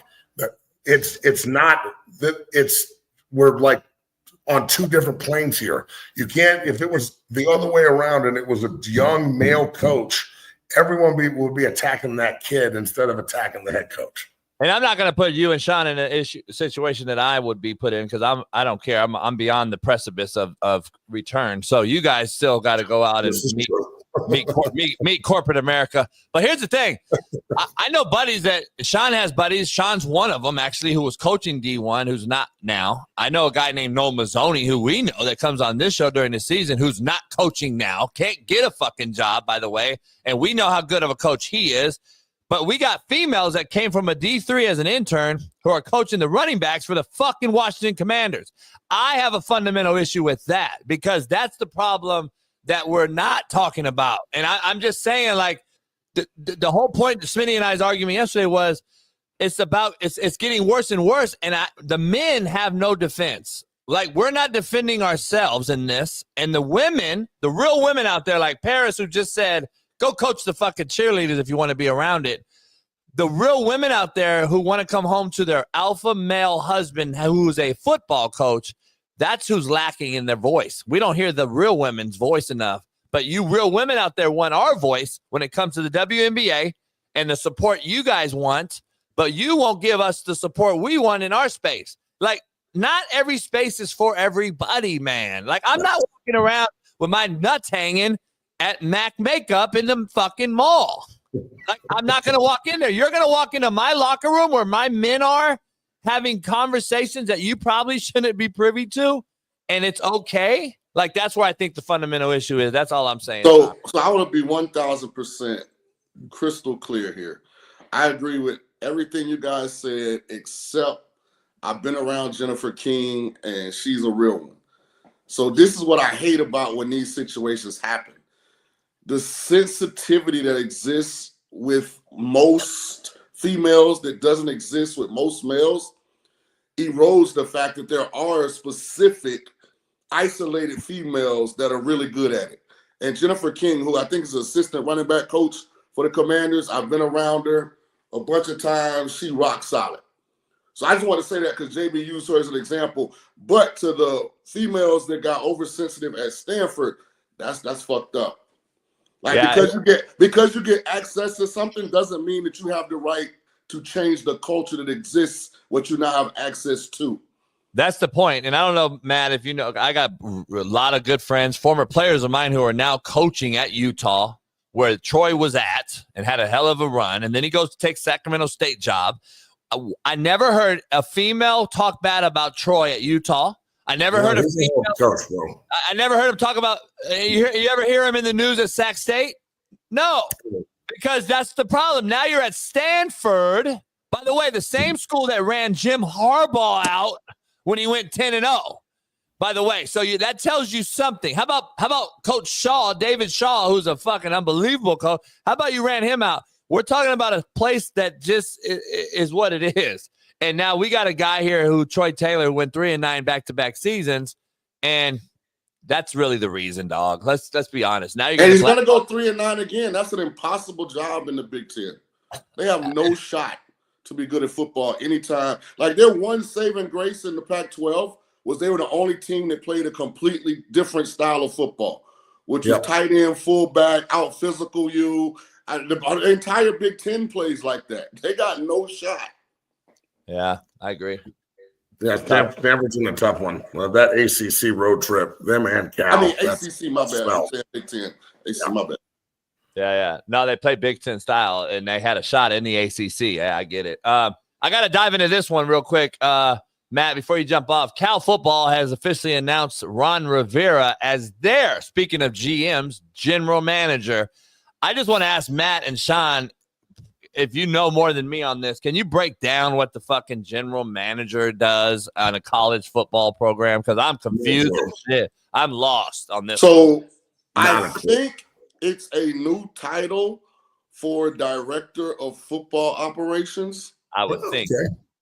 Yeah. You know how they started the trend of, at one point there was nothing called a run game coordinator or a pass game coordinator. And they started adding titles to justify higher salaries so they could keep a better staff. I think GM is basically what the DFO used to be.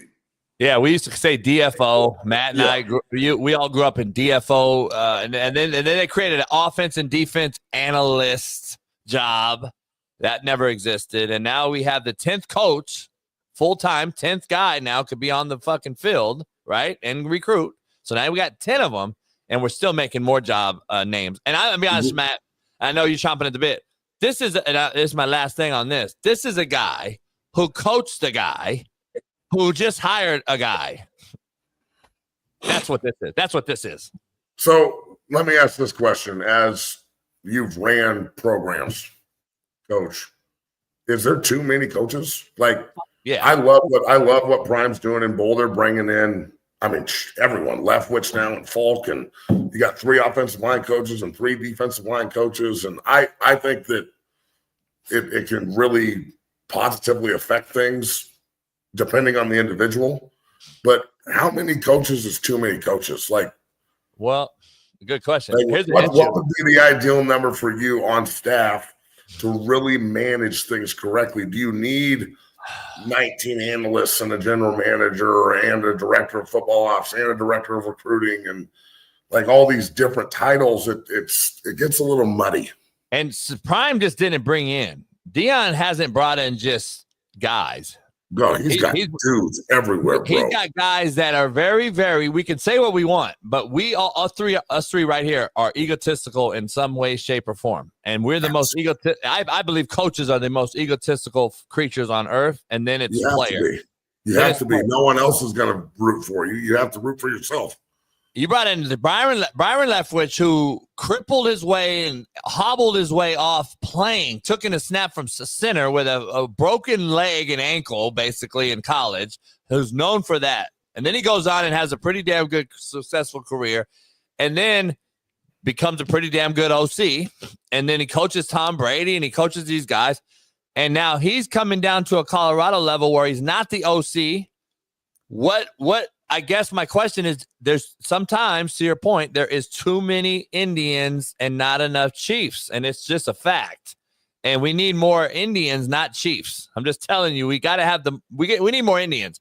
These guys are going to want to be a Chief here soon. Well, and I don't know. Okay, I don't know. Maybe at a maybe not these guys, man. I'm just saying when you get. I'm not going to use as an example there. I will say this because I brought it up. I think what Coach Prime's doing at Colorado is kind of revolutionary. I've never seen a staff this deep, and there are dudes everywhere. And he's also looking out. This is all I'll say about it, though. Sometimes just because you were a great player, that doesn't necessarily mean you're going to be a great coach. And if you weren't a great player, that doesn't mean you're going to be a bad coach. So a lot of this, just like it was trial and error when Coach Prime got the job initially, and we would see if it was going to work. Now it's going to, can you bring in all these personalities and all these opinions and then get everybody to go in the same direction? Because I'll tell you, that would be a very interesting meeting room when you sit down and everybody starts throwing what they want against the wall. I would love to be a fly on the wall in some of those meetings, and I can't wait to be, considering I'm consulting for them. So I'll try and get some information. and here's the thing, though, like, you got an OC whose dad's a legend and he has a lineage, no question. But like these other guys, you got a Hall of Famer in there, 2 of them, your head coach and Marshall Falk. And then you got Byron Leftwich, who's Well, highly you got regarded. Sapp too. And then you got Warren Sapp on the defensive side. But I'm just saying, offensively, just who's going to muddle around over there. How does that OC, who is he? He's got to be a strong, big, hard, strong spine to be sitting there and say, nah, coach, we're going to fucking run RPO on 2nd and 2. We're not going to run ISO. Like, you know what I'm saying? Like, there's a lot of shit that goes into all this. Like, a lot of these guys, and then you're looking at them as like heroes of yours growing up.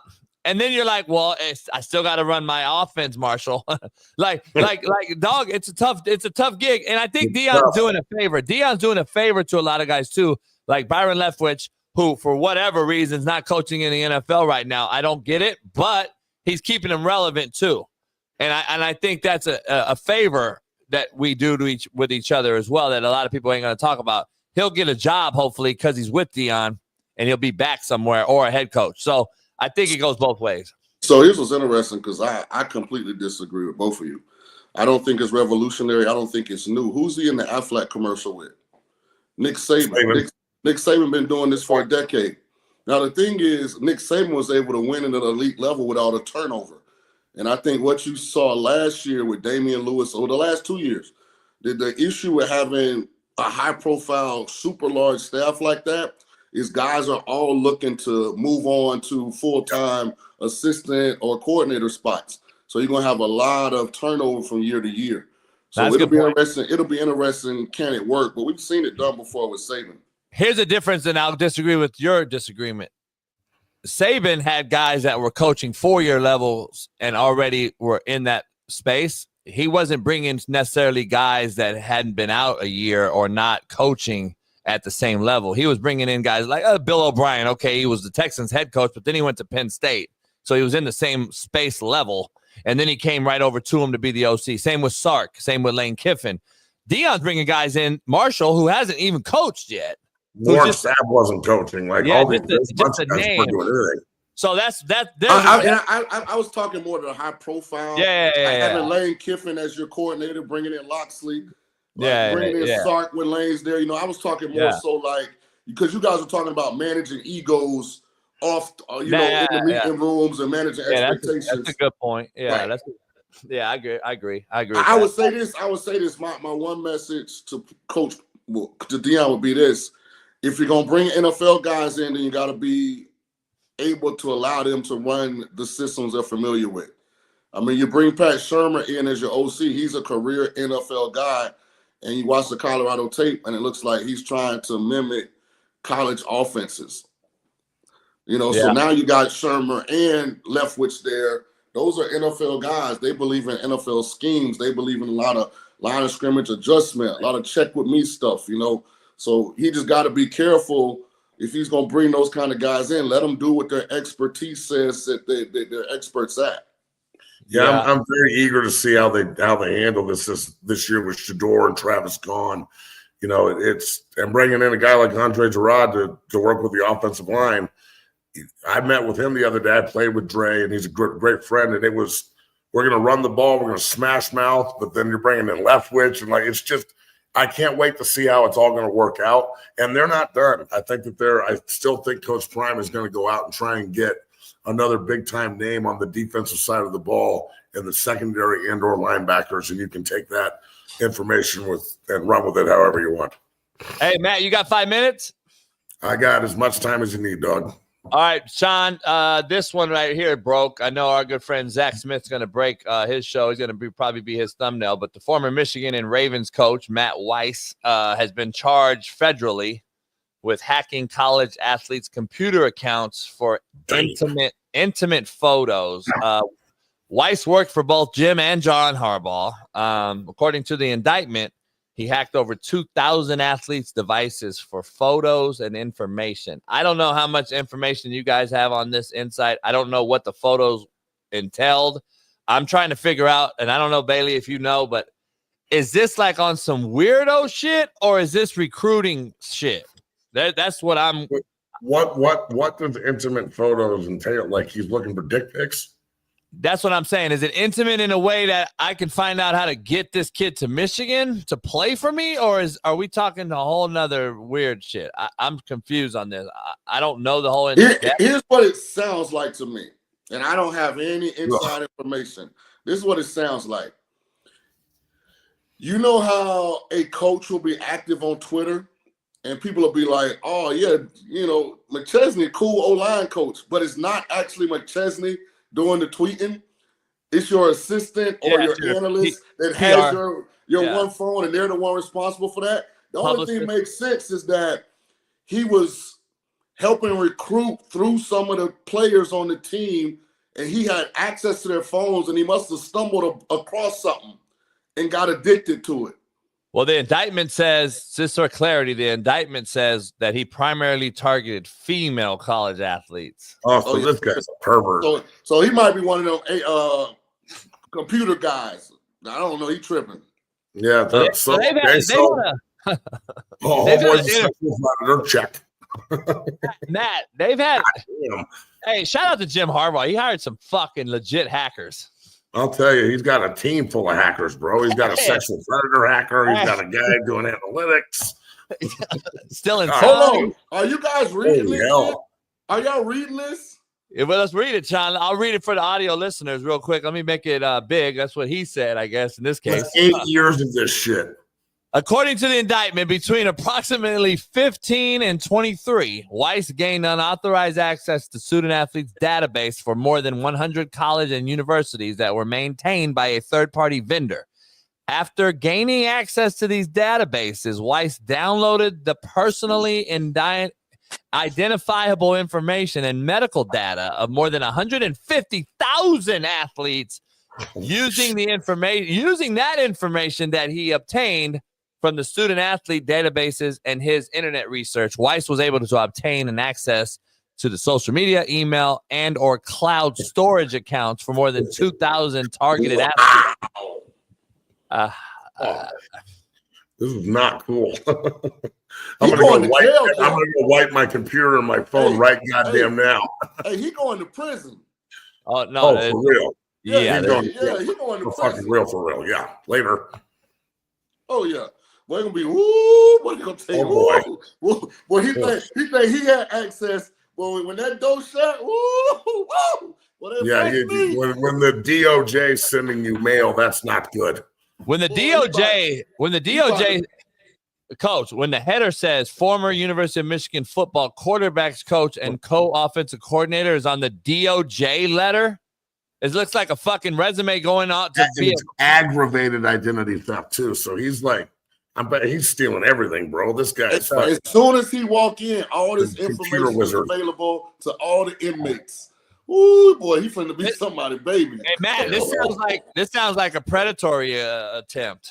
Well, it seems to me like, look, I worked with some guys that won the Natty and with Michigan, and I was rooting for Michigan, but man, there's some stinky shit going on in Ann Arbor, bro. I'm just saying. Like, I'm not trying to pass judgment or hate, but goddamn, man, every other day it's some new shit. When's the documentary come out about this cat? Hey, I got to ask you, let me swing this your way real quick. How does Shaun Moore, who's a friend of mine, actually, and I'm going to try to get him on the show. Moore. He's awesome. How does he survive this, Shaun? You go first. Because it's not attached to him. He's not even mentioned it's attached to Harbaugh, who's already gone. No, I get all that. I get all that, but that still doesn't save how he gets through this. Well, here's what saves him. If Bryce Underwood is worth every penny that they're giving him, and he comes in there and they're competing for a Big Ten title this year, he's safe. Everybody forget about this shit quick. Just keep beating Ohio State, and he'll keep that job. He can go 8-5 for the rest of his life. Just win that game, and he'll keep your job. if he got past the Connor McStallion situation and kept his job, he'll get past this one. He just got to win.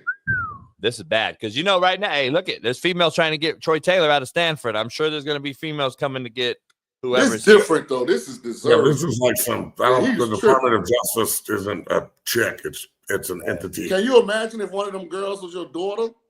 That's what I'm saying. Like, you damn near want to kill this dude. This dude This is some aggravated hacking. I'll tell you that. Remember, hey, the Me Too movement came and it's kind of gone. It's coming back for this. Your crime follows you to jail. He's about to be somebody's girlfriend. Oh, bro, they frown upon this kind of stuff, so man. fast. Yeah, not cool. Have you ever seen the show Oz? Have fun in jail.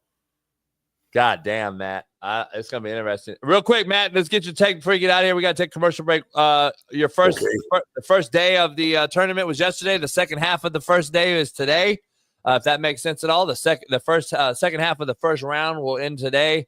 A lot of upsets. I picked Drake. I picked Creighton. I did not pick McNeese. Any shockers to you in the first round that you bet on, Matt, or anything that you saw? Or are you? No, I just kind of watch the tournament and fill out a bracket to have fun. I don't know enough about college basketball, especially with the transfer portal. You know, Coach Martin was talking about how all 5 of his starters from UMass last year are now starting for tournament teams, which is crazy to me. But I will say this, you know, as you know, Colorado State's a pretty good basketball team. They run them out. I think they have a chance to be a Sweet 16 type team. So, you know, now I don't usually pull for the sheet, but I'll pull for them today. So, I just like the fact that you can sit down and watch the competition. The tournament's always so fun. Those kids play their ass off. And regardless of NIL and transfer portal and all the negatives, when you go out there and the ball's tipped, those kids play their ass off knowing that 99.9% of them are not going to play competitively anymore after the tournament. So, hey, Shaun, two-part question for you. The first one that Matt just answered, but the second one was the SEC overgraded, getting 14 of 16 teams in, and then you saw the Georgia getting waxed yesterday by Gonzaga. We saw some SEC teams go down. Today we'll see Vanderbilt, who I picked to go all the way to the Final Four as a 10 seed. That's my shocker to win me some money. Does the SEC pick it back up, or are they overrated? I mean, you can't say that because they got 2 number 1 seeds. So if one of those teams wins the natty, then they weren't overrated. I mean, I'll be honest with you. I ain't seen Missouri play all year, so I don't know if they were good or bad. I ain't watched Georgia play all year. Those are the 2 teams that lost. So I don't know if they were good or bad. I mean, they got ran through too. They didn't just lose. Yeah, I mean, but Gonzaga's got always a traditionally good program, a lot of experience with Mark Few and that staff. I think if the big dogs start losing, like your Florida, your Auburn, your Alabama, your Tennessee, like then I would say they were overrated. But I'm not going to judge them based on. I think UCLA gets Tennessee Saturday. The Soakers look pretty good. Hey, I'm going to do like I did yesterday. Remember I came on, I said I only missed 1 game. I filled my bracket out after the round was over, so I'm going to do that again today. I already plugged mine in. I got no idea, man. How do I know? I know Grand Canyon was good 2 years ago when they played Alabama. How do I know if they're any good this year? You don't. What the hell is a Lipscomb? I don't know. I mean, come on, man. I don't even know who owned the Lobos from New Mexico team. I just what is a Linscomb? Is that their logo? No, that's the college. That's Linscomb is playing. What's the name of the school? Linscomb? Yes. Yes. Where the hell is that located? In Linscomb. Iowa you State. Been there? In Linscomb. No, I have no idea what the fuck you're talking about now. Right. They're playing Iowa State. That's what I'm saying, man. Like, you ain't fucking 29-4 apparently, so that's good. You ain't fucking been to Linscomb, homie? No, I can't remember a time I've ever been to Linscomb, although Linscomb sounds fantastic. Does anybody know where the fuck Linscomb is? It's on the moon as far as I'm concerned. So check this out. Memphis is a 5 seed. Colorado State's a 12 seed. Colorado State's favored. North Carolina, who wasn't supposed to get in the tournament, is an 11 seed. Ole Miss is a 6 seed. North Carolina's favored. I got North Carolina winning that one. Yeah. So, I'm pulling for Linscomb, dog. I'm picking Linscomb to win the Natty after today. All right, hey, Matt, this will be my last question before we take commercial break. Okay. Poll question. That 4 times, by the way. But okay. I want to at least get 5 in before I do it. I mean, you don't have to ask me if you can ask me a question. That's your show, dog. You can ask me whatever you want. But that's my tagline, though. Here's my thing. True. Here's the deal. if you guys were to get a perfect bracket, are you going to take up Elon Musk's fucking $250,000 and a flight to Mars? That's what he's offering. If you get a perfect bracket? Yep. I'll take the 250, but I ain't going to fucking Mars. I'm good. You got to do both. Nope, I'm good. Shaun?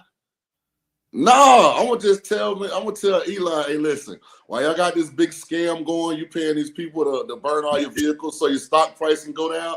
Can you go ahead and just give me 1 million shares so when the shit skyrocket back up, I can sell it and make all this money? That's what I'm gonna tell him. Put me in the I've loop, seen boss. too many movies. I saw that one Ice Cube movie where he was on Mars, didn't go well.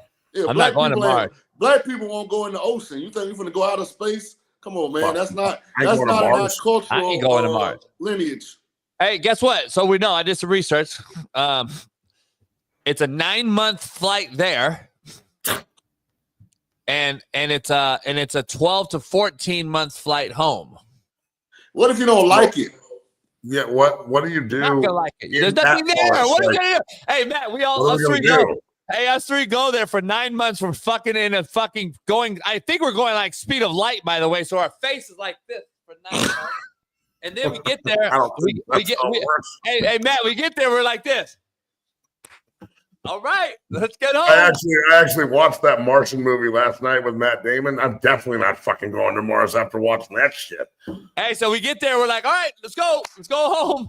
And 14 months later, we're back home.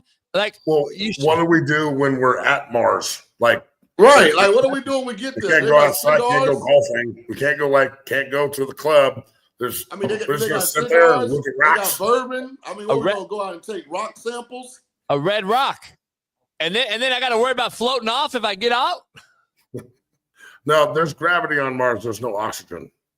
Oh, so we just die from not having oxygen. Well, yeah. Usually, if you can't breathe, you die. That's kind of how it works. Just what our fat ass need, right, Matt, to be oxygen deprived somewhere. That's all I need. All I need is stairs to be oxygen. Well, Matt, you live in mile high. It's just a little bit higher than mile high. That is true. I'm out at the ranch today too, so it's even better. Before I let you go, Matt. Hey, what we call it? What it is? Hey, what's the little segment we do? White people shit. White people shit. You see he threw out the little I'm rich. Yeah, I'm at the ranch today, fellas. Yeah, the main house. Yeah. Goddamn right. Matt, are you on today? Yeah, 1 p.m. 1 p.m. Make sure you head on over there and watch Bailey and Matt 0 to 65. Yeah, check this out. On Monday, we had Ricky Williams on. No, we fucking didn't because he stood us up. Did he? Yeah. You know why I didn't take that call from Believe? Oh, so you got the same call because you didn't want to get stood up and look like a goddamn moron? I don't even fucking respond. He's probably high as a kite. Well, yeah, obviously he forgot. Hey, good to see you, Matt. Hey, Matt, we'll see you Monday, Matt. Hey, black people have ranches too, bro. Don't fucking throw that at me. They do, especially in the South. Them called farms. Hey, them called farms. Yeah, black okay. People have farms. Black people have ranches. I dig that. All right, y'all. Peace. All right, Shaun, we're going to take about a 4-minute break. I'm going to make some coffee.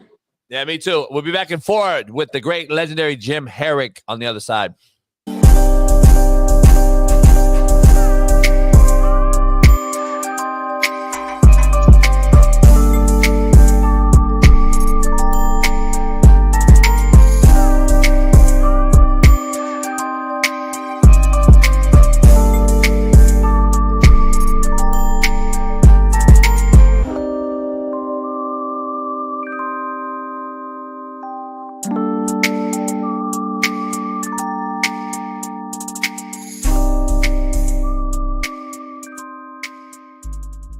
Savannah's Bananas baseball team that does like the dancing, The Savannah Bananas baseball team that does all the dancing. Coach JB, just react to this, man, and kind of give your take on why so many people watch this.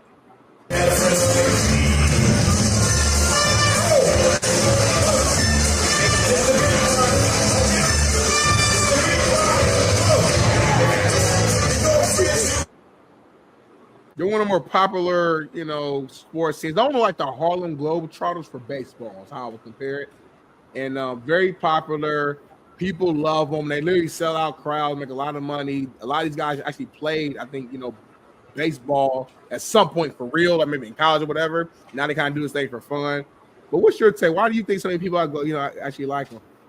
Hey, baby. Good morning. Go back to his name. Rewind. Go back. Rewind it. Right there. Pause it. Go back to his name, Bailey. Let me see his last name. Let me see that right there. That's why.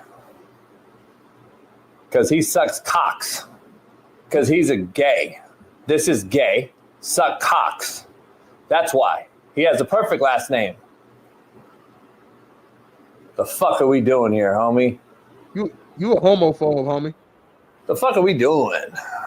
God damn. Oh, hell no. You fucking shitting me. You would not go see this fucking in real life. Stop the cat. Tell me right now, truth or lie. Would you go see this? I don't watch baseball like that. You wouldn't go see. Just keep it. Smitty's so good at this media shit. Like, you all talk that shit, and he always wants to fluff me. Fluff me. He's good at this, homie. He knows how to be so mainstream corporate. I can't wait to get him out of there. I gotta be honest. I can't wait to get him out and do it. I still ain't gonna be you. That's what makes our show great, though, in my opinion. If we were the exact same, you'll be a little different. Like, you might have just been like, nah, JV, that's a little too gay for me. Like, you might have said that. You might say that one day. You're like, crazy, man. Like how Smitty said, like, yeah, I don't like baseball like that. Like, he skipped over the mirrors and the cocks and all that shit. He skipped over all that shit. I'm a bad boy, homie. I'm a bad boy, homie. You know how to do it. Like, you know how to play the game. The chat, like, they so micro, like, thinkers. They're so simple-minded that they don't even catch all the little shit I be doing. Oh, I know. Yeah, no. I'm so good in advance in this space because I have the it factor again, because I don't have to watch Laker games. I know everything about the game last night.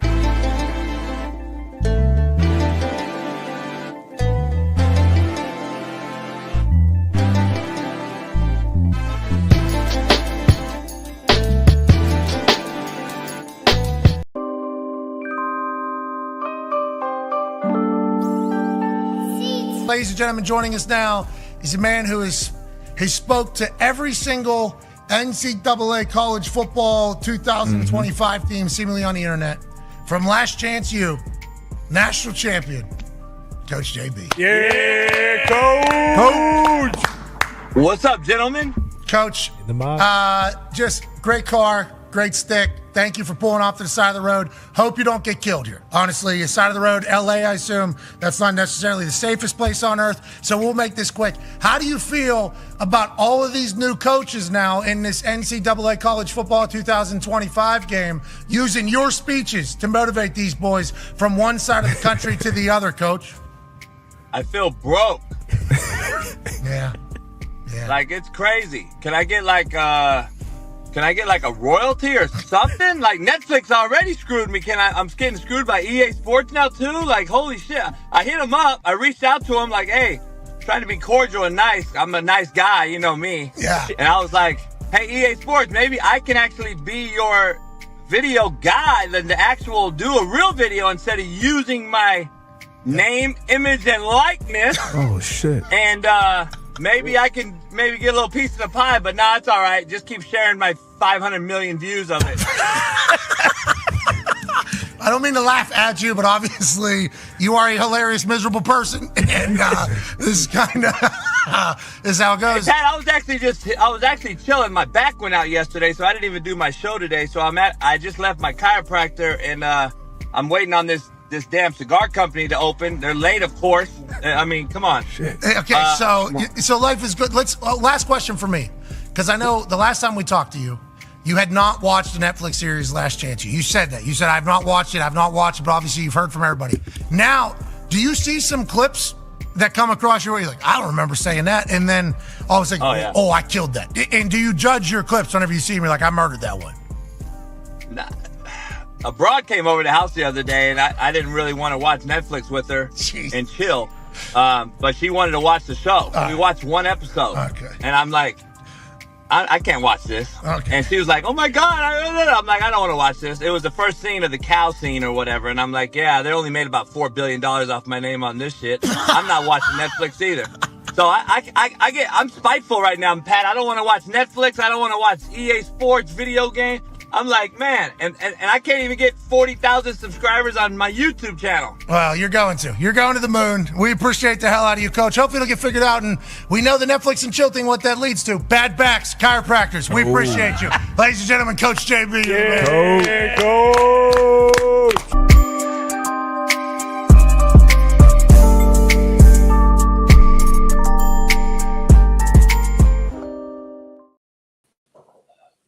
We are back in the building. Shaun King filling in for Smitty full go today. As he's traveling to New York to hang out with Mina Kimes or something. We'll find out what he's doing there later on. Hey, Shaun, there's a bunch of shit going on here in LA. Apparently, you should not go on a podcast and talk about all the dirt you've done because you probably will end up getting indicted. And a lot of people have been going on this Vlad TV, the Adam 22, No Jumper Pod, and now motherfuckers are hot. They're all now getting indicted, RICO charges, all kind of shit, man. It's getting to be crazy. I never knew that you can go on a I never knew. We didn't grow up going on people's shows and talking about the shit we've done. Shit is crazy, dog. I have no idea what you're talking about. I don't never heard of Adam 22 or Vlad or any of that. You know who it is. I keep real sports. You know Adam 22 is the guy that his girl got ran through by a porn star. It's news to me. You watch that? Did you watch that? You didn't go on Pornhub? I honestly have no idea what you're talking about right now. I'm trying to figure out how to get my bracket right today. And you hear about Canada, the country which will be our 51st state is going to be right next to Gulf of America, right? It's above Gulf of America, but you gotta love the Gulf of America thing, dog. That's well, you talking about Canada being a state, so I just like okay, Gulf of America. Hey, the Gulf of America thing is like a real flex though. Like I changed the whole fucking name of the Gulf. Like that's a flex. But anyway, Canada is the creator and owners of Pornhub. The porn site that everyone goes to. Is that a place you could go like in person or? No. It's just Pornhub is a website, you know. Oh, and okay. It's a website. Yeah. It's funny that you act like you never heard of it. So here's the thing. Canada is actually saying we're gonna ban Pornhub in America if you hit us with these tariffs, Trump. And now you're gonna have a lot of upset maniacs out here, especially this guy from Michigan, the coach, who can't go on Pornhub anymore. It's going to be very interesting. Cold world, Shaun, we're living in. Is that the only site? Nah, there's some other ones. Lucy, what's the other ones? Lucy knows all of them. She'll break it down for us if she's in the chat. There's like, there we go. Everybody's going to bring them out. There, XNXX is one. I ain't never heard of that one. What's the other one? Pornhub, and there's another one. There we go. Paris said, my husband said. You see how Paris threw to her man under the bus, Shaun? Paris be making videos of you, Shaun, you know. She said, my husband said. Shout out to Paris. See how Paris threw her husband under the bus like that, dog? You know damn well Paris. You know damn well Paris be on Pornhub by her damn self. Shout out to Robo and Mojo, too. Robo Mojo. They gave us a little donation to the super chat. Oh, shout out to Robo Mojo. He's a Cali kid, Cali guy. We got. Yeah, I don't know nothing about none of that. See, here's what we're not gonna do on here. We're not gonna emulate what we're accusing them of being idiots for doing. Right? We are nowhere on any of their radar, and that's what we're gonna stay, JB. Hey, Shaun, what we are gonna do though. is talk about the most overrated, overhyped basketball player ever to be drafted, and Bronny James, who scored 17 points last night, and now he's on the cover of fucking ESPN, by the way, and this motherfucker got beat by 30. Hey, listen, the only person can hold Bronny back is JJ Redick. Bronny is developing. Bronny is ready to burst onto the scene as a legitimate piece for the Lakers' second-round ceiling for the playoffs. And the only person holding back is JJ Redick by not putting him in the game. I thought Shaun King was going to come on Friday. I'm a Bronny fan. I thought you were going to come on. I know, but I thought you were going to come on. I thought you were going to come on the realest show on Planet ERF. And he got 17 in an NBA game last night. And be like the voice of reason, because you're the voice of reason. You're like the uncle. They call you Unc. You're the Unc. You're the voice of reason for a lot of cats. And you came on and you got to keep it a buck, JB. There are not many people walking the planet that could get 17 points in a real NBA game. You got to acknowledge the kid is getting better. And if you don't acknowledge that, you're just a hater. When did he score his points? Because Kenneth had 17. It does not matter. Kenneth had 17, but he was actually playing in the game when the game was really a game. Point. It's not a lot of people. It's a lot of people played in the NBA that never scored 17 points, and we consider decent. Do you know there was like 6 G League players in that game last night? Because it's still an NBA sanctioned game. Nobody it's an NBA sanctioned game. Nobody played for the Lakers last night. No, I'm a Bronny fan. You're not gonna get no Bronny hate out of me. So he's deserving to be on the cover of ESPN after getting beat by 30. Yeah, he is. Because you know why? Publications have to do what? Sell magazines. Websites have to do what? Attract viewers. Damn, Mike Bundy. Hey, hold on, Mike. You can't be a real one and then don't get a C note because you don't agree with an opinion. That's flaw and fake. Like, we in this conversation, that's why y'all enjoy it, so you can agree and disagree with us. But hear me out on this.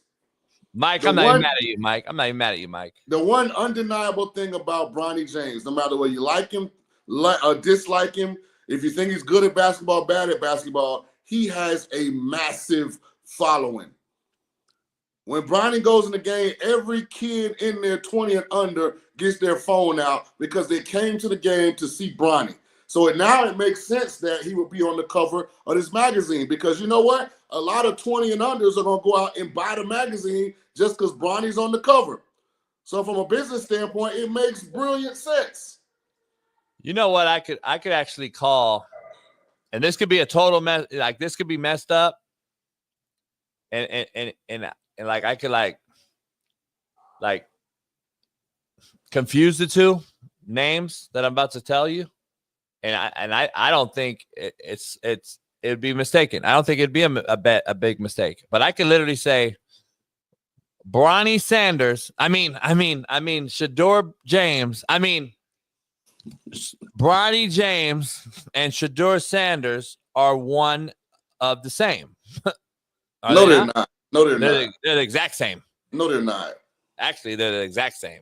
Bronny James was the equivalent of Shador going the 6th or 7th round. People are talking about Shador going top 5, which is ludicrous to me.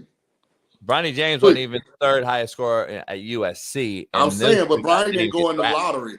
Bronny didn't go in the lottery. You got to evaluate Bronny for where he was selected. If anybody in the chat can tell me who the hell their favorite NBA team selected in the 2nd round of last year's draft, I'll give you a quarter. Like, come on. We're even the avid basketball fans don't know who the hell their team drafted in the 2nd round of the NBA draft. It's only a 2-round draft. The kid is getting better. That's all I'm saying. And he has a massive following. So it makes sense. You can like or dislike the Paul brothers. A pure boxing fan probably doesn't like what they're doing, but they have a massive, massive following. So that's all I'm saying about Bronny. You're comparing this cat to the Ball brothers, who had a following, LaMelo Ball, who has 100 million followers, but he could actually hoop. I said Paul, P-A-R. Get what you're saying, but you get what I'm saying too. The Ball brothers had following too, but they could actually hoop. There's a difference. You worried about followers now? No, you were complaining that he's on the cover of SI. And I'm telling you why it makes sense. No, for he's SI. on the front page of ESPN this morning after scoring 17, getting beat by 30. But here's why it makes sense for them, because a lot of 20 and unders are going to go click on the site now when they hear that Bronny was on the cover. They're going to screenshot it, make it their screensaver. Like, he draws attention on an otherwise night when nobody would have said a damn word about anything NBA related, because it was opening day of March Madness. We're talking about NBA basketball because that's the impact Bronny has, because people care. Whether you're like me and you're rooting for the kid, you think the kid got a fighting chance, or you're like you, who just think the kid is completely abysmal at the game of basketball, and the only reason he's allowed in the Crypto Center as a fan, player, coach, or a member of the organization is because his dad is LeBron James. You still care. Shout out to Kobe Bryant, who would be turning over and rolling over in his grave right now when this kid would be on their roster. Kobe would have been like, you crazy? You drafting who? You better give me a real fucking player. But anyway, shout out to Kobe and the real GOAT. Let me dive into something real quick. Speaking of abysmal, are the Georgia Bulldogs the Kansas City Chiefs of college football? Another one bites the dust. Wide receiver Nitro Tuggle, great name for this arrest, was charged for reckless driving. Great name to have for speeding. I mean, fuck, you got to speed. You got to almost be a drag racer with the name Nitro.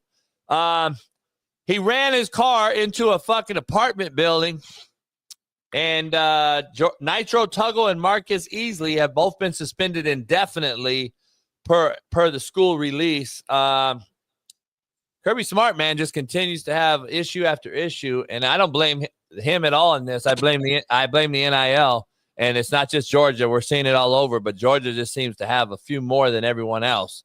What's your take on this one? Another one. Did you see the picture? No. The car is all. Oh my god! So, you know how you have those. You know you have those like. It's not like one of those inner city apartments where you go in the door downstairs and got to get in the elevator. Like, it's one of those like Southern or California apartments where everybody got like 2 parking spots in front of it. It's a sidewalk.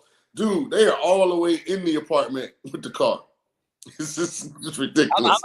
How much do you hold? Check them out. Oh, God. come on, man. Come on, dog. Is he driving an Uber? Is he driving an Uber and just wanted to pick him up right at the door? Oh, that's drunk as a skunk, man. You get home and think you in park and you in drive and he all the way in the front door. Like, what the hell is in the air in Athens? Every athlete-related issue there, it has to do with drinking, driving, and going above the speed limit. Every one of them. Hey, and notice the car, by the way. What is it? That's your favorite car. Ain't a fucking Prius. Yeah. These kids can't drive these cars, man. They don't know how to drive these cars, homie. I'm so fucking tired of why no one believes me when I'm telling you these kids can't even check. Coach Martin just said his son didn't even know how to change the fucking tire. He had to go out there in the parking lot, and we're giving these kids Hellcats and Challengers and thinking that they can drive it. I've been saying this for fucking 5 years, but nobody listens to me. How much accountability lies on Kirby Smart? Let's start there. Zero. I mean, I'm sure if administration comes down, Kirby has checked off every possible teaching tool that he can find to educate, identify, and make aware his current players of what has happened to some of their peers and to some of the guys that have preceded them. I am sure they've had all kind of presentations and meetings as a team, as offense, defense, in individual meetings, because this has been a systematic issue. I'm sure he's brought people in to talk. I'm sure the local police department has come in. At some point, these guys leave the building. And then you just got to hope that what you gave them has sunk into the point where they actually follow it. And unlike JB, when me and you were coaching, because of the NIL now, very few guys are living on campus. Because they got a lot, they got enough money now to not only go off campus, but go off campus in some nicer places and just pay the difference. You and I grew up where freshmen had to stay on campus. You couldn't live outside of a dorm. Nowadays, the freshmen are getting these high rises and shit. We're seeing the kid Bear from Georgia goes to SC. They put him right on Wilshire Boulevard. I mean, in the middle. It's just a different world. Coach Martin mentioned this. Do you think this is a problem Kirby Smart's facing? Is he facing the more resourceful institution in Georgia at a smaller place like UMass, and Coach Martin is facing where he can't be himself and coach hard? Coach Martin said he failed this year for the first time of his coaching career because he wasn't himself, because he's worried about kids leaving when he motherfucks them. Do you think that's happening in Georgia? No. I mean, what? So Jalen Carter was he defensive MVP this year? I believe. Can you fact check that, Bailey? Please, or Paris? I believe he was defensive player of the year. And here's he was what, in the draft 2 years ago? His teammates his teammates didn't see him fall from, well, first of all, take a life in the same city, under most likely the same circumstances. They didn't see him fall from being what should have been the number 1 pick in the draft to out of the top 10 because of that incident. Like, at some point, it's just on the players. What Kirby gonna do? Take the keys? Didn't Miles Garrett win it? Oh no, Patrick Surtain won it. That's right, Patrick Surtain. That's what he. Yep. Well, he was in the top 3. With my point being, he went to Georgia, actually ended up taking a life in a situation very similar. So it's not like these guys aren't aware of the issues that are plaguing Georgia. I mean, what else can Kirby do? He can't take their keys. He can't tell them don't buy this specific car. Like, there are certain limitations to, I mean, he can kick them off. But what does that do? They're just going to transfer somewhere else? Yeah, I saw a story, and it's running away from my brain. I forgot who it was, but somebody, I think at the professional level, just banned cell phones during meetings. I don't know, Bailey, if you saw that or somebody saw that. If somebody could tell me who it was. I don't know if it was basketball or football. Somebody banned. So let me speak on that, JB, just right quick. All you do is set yourself up to be put in a hell of a predicament, because one of your best players is going to forget he's got his damn cell phone in his pocket, and that mofo going to ring. And you're going to have chewed out 2 of the kids. Oh, it was Ron Washington. Ron Washington for the Angels. That's right. Former Texas Rangers head coach. You just set yourself up for failure when you do that. Let me ask you, at the professional level, though, I believe you can do it a little bit different than college, because at the professional level, at least you can hold over a fine. Because I remember walking in the first meeting ever as an undrafted kid and being in an OTA with the Chiefs, and Dick Vermeil had a PowerPoint and said, no phones. If one goes off in the meeting, it's a $500 fine. If you're late, it's a fine. It's a blah, blah, blah. There was a list of fines for what you did. And then there was 300 slides. You could see the number on a PowerPoint, how many slides. And I never forget this because I used to do it. And then they skipped all the way through the 300 slides. There was nothing on those slides. They were blank. And then the last thing said, do right. The very last slide said, do right. And it was a 5-minute meeting. Everybody thought it was this 5-hour meeting. And he said, everybody get the fuck out. And that was that set it resonated with you, right? Like, fucking skip all that shit. Do right. That's it. At the end of the day, you're a grown man. You know the difference between right and wrong. Do right. So what if I gave you this proposal? Since you little cockroaches want to be pro athletes and will make money, then guess what? Let's put in the pro system.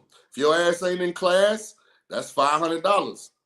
If you late to practice, that's $1,500. If you got conduct detrimental to the team, that's $2,500. I don't know why. I don't know why you don't do it. We talked about this a while back. Why aren't you finding these players that are getting paid? They don't go to class. Like, right. why aren't you paying? Why aren't you?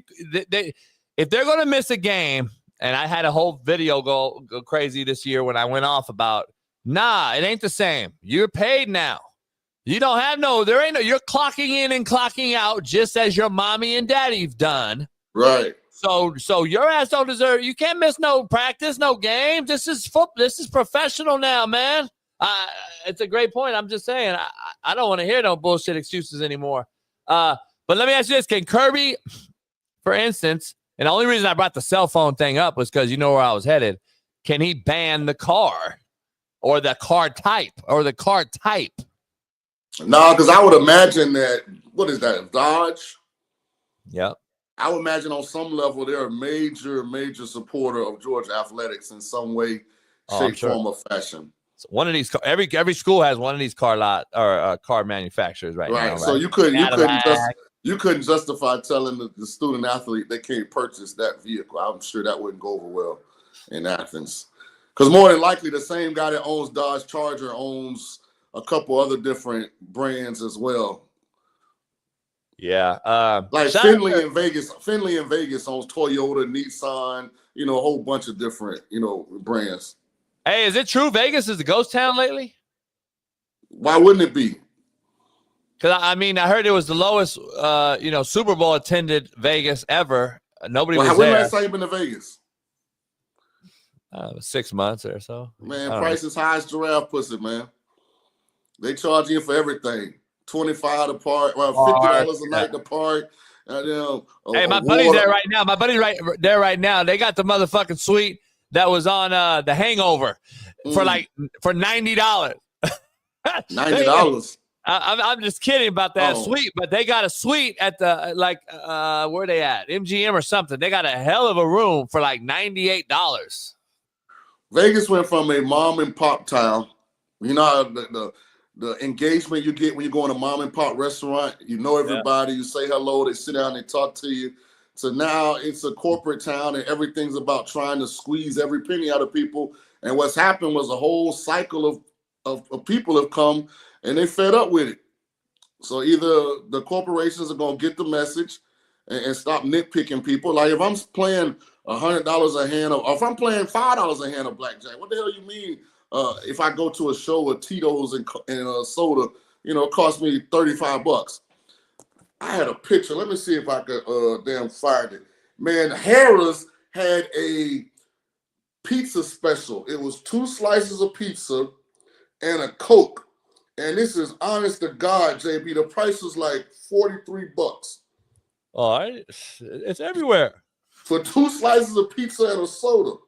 Hey, dog. The first time ever was yesterday. I noticed, at least where I'm at in Cali, I finally got to see a 3 on the goddamn gas pump. $3.99. $3.99 at like an AM PM. $3.99. Gas prices finally got into the 3s, and motherfuckers are celebrating like it's the 4th of July out here. Come on, man. This is just it's crazy. Take a look at this video. Kirby Smart saying, long way from good. We are a work in progress. We have the least number of players who have gone through 3 spring practices since I've been here. So that should tell you something.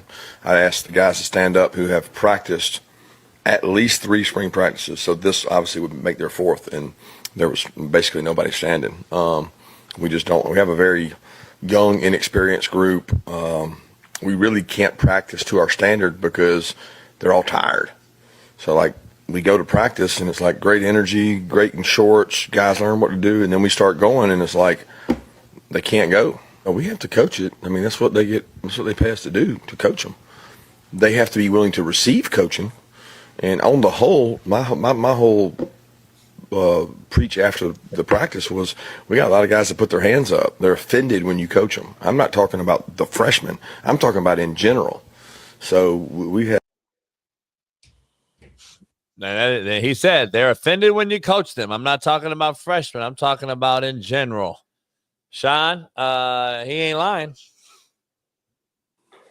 Kirby sounds like a guy that won't be in won't be in college football much longer.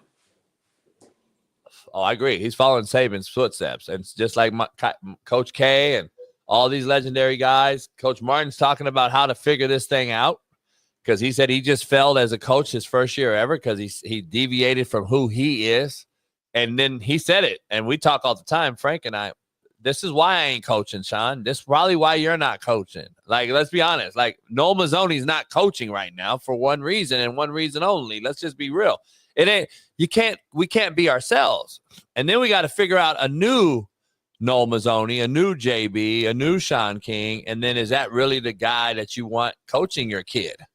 A fake coach? Like, and I was going to say, JB, what really sucks about hearing Kirby right there, that is one of the absolute most elite places that you could send a talented young man to go and turn into a super productive elite football player.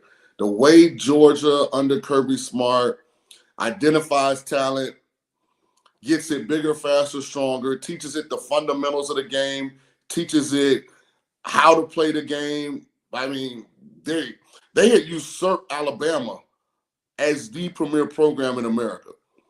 And to hear that even at that level, you still dealing with the same entitlement and inability to understand that diamonds are forged through fire, right?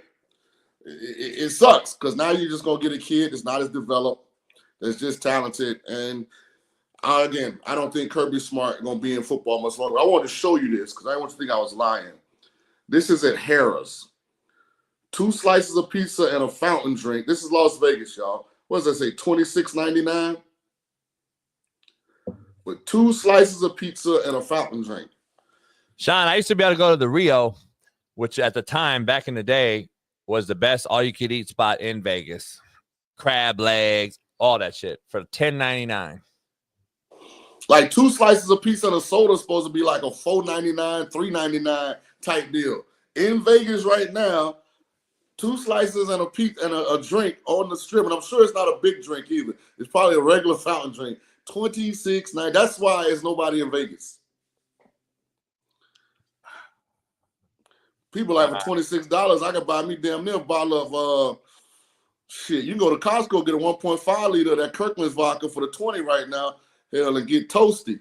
I get my man. It's nice out here. You should be out here today because I'm going out every single day this weekend. I'm gonna be out there on the yacht, and it's unbelievable. It was 80 yesterday, man, or Wednesday when I went out. I'm going out today. I got some new Shaun. I got the boat has a name, all right, and it's a yacht.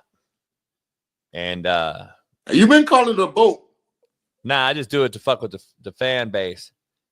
The yacht has a name registered with the Coast Guard, and that name is registered, and it's Slapdick. It would only be fitting. So I finally got the decals.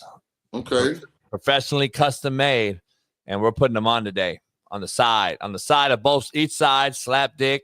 Wow. Big, bold, maroon, match the boat with the white. It's fire. They're fire. And I got the JB logo with the cigar. But hey, I can't wait to get back down there and hang out with you. Hopefully it'll be sometime soon. I do like the fact that we educate our guests. So anybody on here that does not know, Costco's home brand is Kirkland. They actually purchase Grey Goose and different high-end liquors and pay them to bottle it and put Kirkland on it. Maker's Mark whiskey. Yep. If you've never been to Costco's liquor, some of them have an actual liquor store. Some of them have like a liquor aisle, but it's definitely worth going. The tequila is top notch. I get the vodka's top notch. Yeah. Yeah. You get the Añejo, you get the Repo. I take it on the yacht. I'll be going there today. I'll be going to Costco today. Liquor up, take it to the yacht. Shaun, our next guest is Jim Harrick, man, legendary guy. I used to be at practice all the time with that team. I can't wait to dive into those stories. I know you remember the famous Tyus Edney length of the court, 4 seconds to beat a Mizzou team who was on fire. Can't wait to dive into that when he gets on. Bailey's working on getting Coach on the show here. I want to dive into something real quick. A guy that I've talked to, I'm trying to get on the show here, hopefully soon, Stephon Marbury, who we think was a top-notch skill set. I love watching him play. He was reminding me of he was an Iverson type of guy, slasher to the rack, unbelievable college player. He had the Starberries that came out when we were early 2000s. They were like $9, $10. You can get like a decent shoe for $9, $10. He was making them over in China on the cheap, and he did something that no one else would do. And he's relaunching that, Shaun. And he's gonna make it a $15 sneaker. I think he dropped it in 05 originally, but he wanted the community to benefit more from the affordability of the sneaker than make a bigger profit. What are your thoughts on Stephon Marbury coming back out with the Starberries on the low? I'm a big fan. Like, I feel like Marbury is kind of like Kanye. They were woke before it was cool to be woke and got punished and penalized for it. So that'd be a fascinating interview. Hopefully we can get him on. I'd love to be a small component of that. I'm a big Marbury fan. Yeah, we're going to get Marbury on and T-Mac. T-Mac said he was going to come on too. And we're going to get Jalen Brunson on, current Tracy player. McGrady? Yeah. That's my guy. Tracy from the crib, baby. I think he's a top 3 scoring talent all time. It's talent. And I'm not talking the numbers. I'm talking about a guy that could get a bucket against anyone at any time. I put T-Mac, Jordan, and Kobe as my 3 ever. And then I would probably put KD on the outside looking in. I think that those 3 could get a bucket at any time. Now, I know Kareem could do it as well at a whole nother game level. But as far as this skill set from anywhere, I think he's a top 3 talent scorer in the ball of all time. He was a baller. It's amazing how many great players the Orlando Magic have had wear our uniform that we couldn't find a way to keep. I know Bailey's working on Coach, man, getting them in here. You know, the hard thing about technology is if like StreamYard or Zoom or something isn't working, like the amount of people that know how to troubleshoot it are very small. Like a lot of people know how to download the app and log in. Bailey becoming a professional. If something ain't going right, I'd be stuck like Chuck. No doubt. It's tough, man. It's tough. I can't stand it. But we got the legend, man. It looks like we got the legendary. One of the men that got me into coaching, even though I coach football,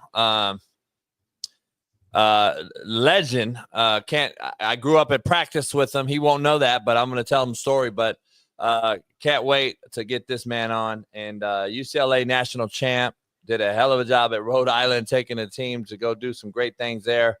Great recruiter, man. That's what got me into recruiting. And also went to Georgia and did a great job. So our main man, Bailey, are we ready? Is he good, you think? Gotcha. The legend himself, man, 1995 national champ, Coach Jim Harrick joins the show. Coach. Hey, fellas, how you doing? Man, Coach, I can't tell you, man, how blessed it is to have you, man. I grew up a huge fan, UCLA. I was born at the hospital there. My dad had me there. And then I was fortunate enough to play high school with Ed and Charles at Artesia. And so the stories I have are unbelievable because I was at practice all the time getting to watch you coach and then mentor young guys like Jim Lavin and other great recruiters coming underneath you. So it's an honor to have you on, Coach. Good. Great to talk to you. Hey, I'm on a former Bruin show quite often, Matt Barnes, and I know he came after you. He speaks highly of you, too. He played for Lavin, of course, on those great, talented teams.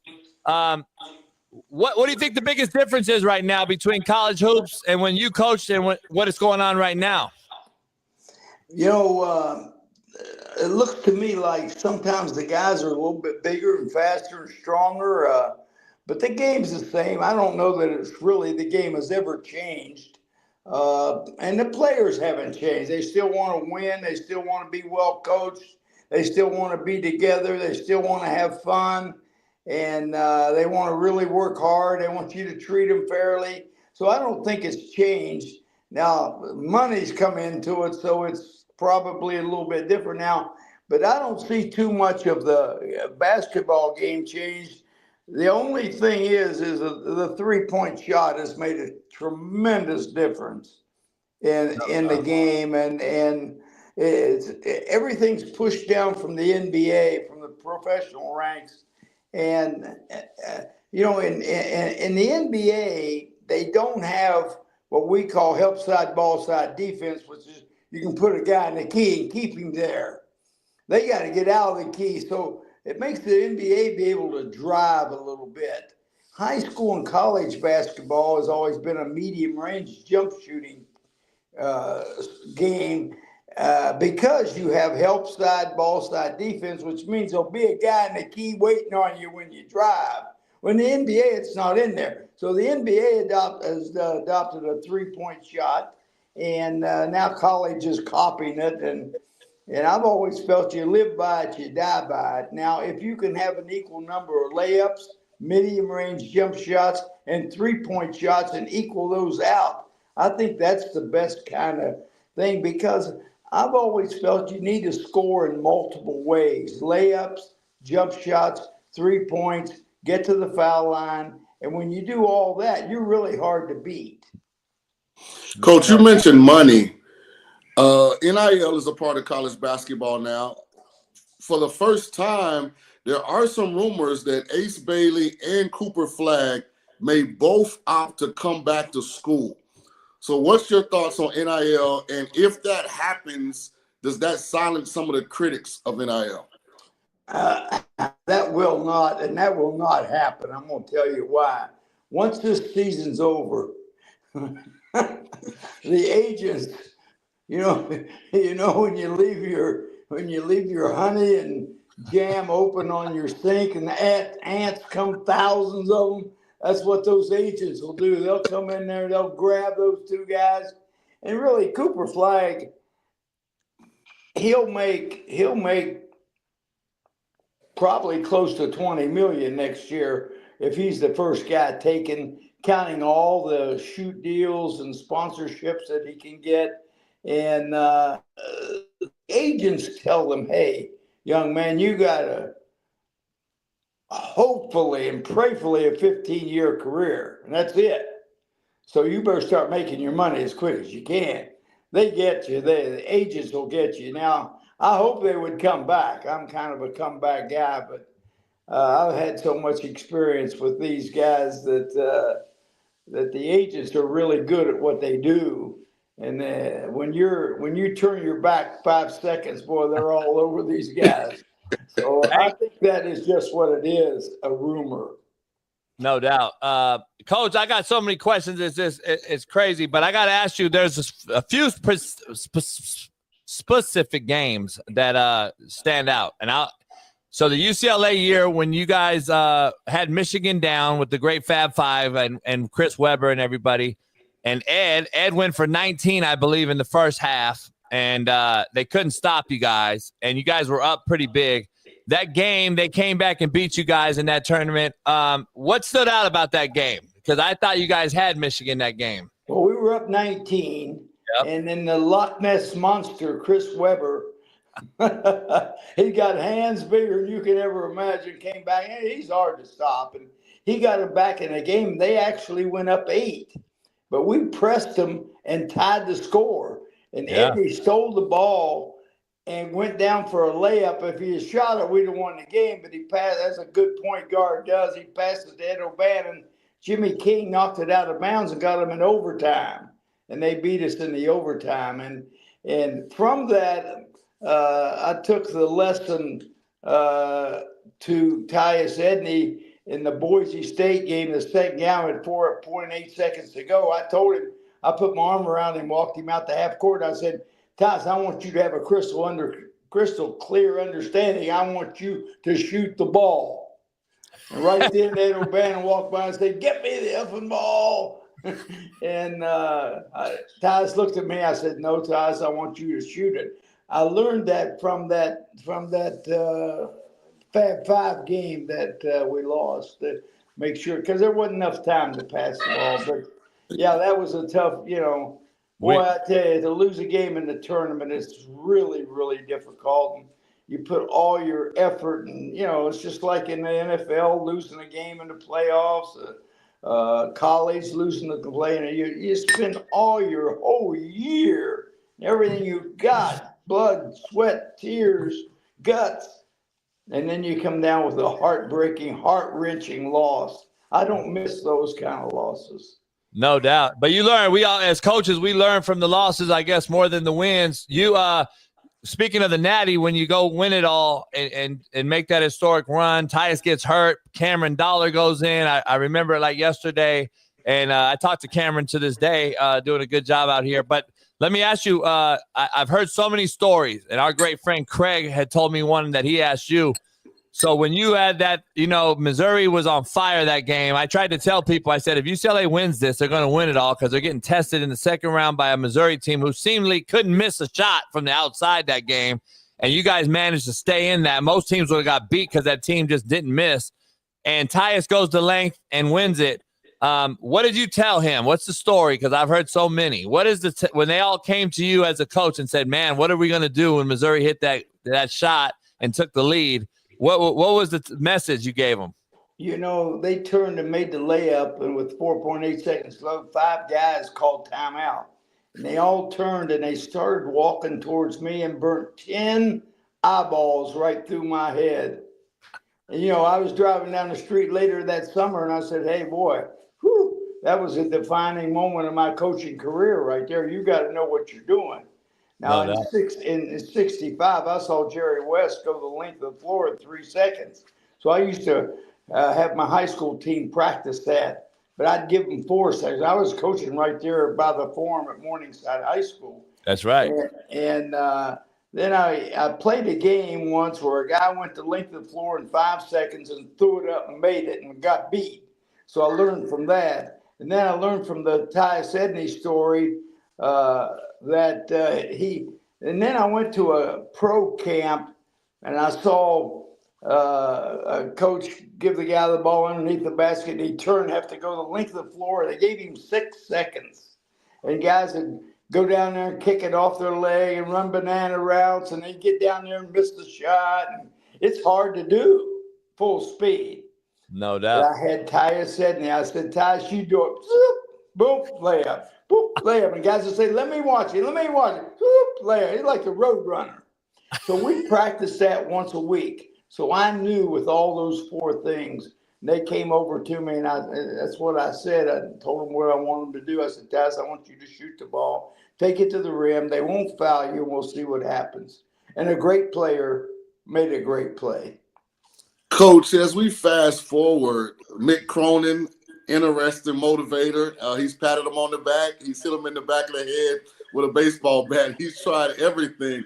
But this is more a program question. 1995, last time UCLA men's basketball cut down the nets. 06, last time they even made the title game. Not necessarily this year's team specifically, but overall, what does UCLA have to do to get that program back to where they were at their height, competing for natties every year? Well, this is very personal, and it's only an opinion. But I was a high school basketball coach for 9 years at Morningside High School, so I knew almost every coach in Southern California. We would meet, we'd have meetings, we'd play each other, summer league games, everything. So when I went to college, I used to write all those guys, and I'd say, hey, help me find the guys in your area. You ever play a guy that's really good, let me know. And I had a group of guys in every Orange County, San Fernando Valley, out in the Covina area, and San Diego, all over Southern California, that would help me.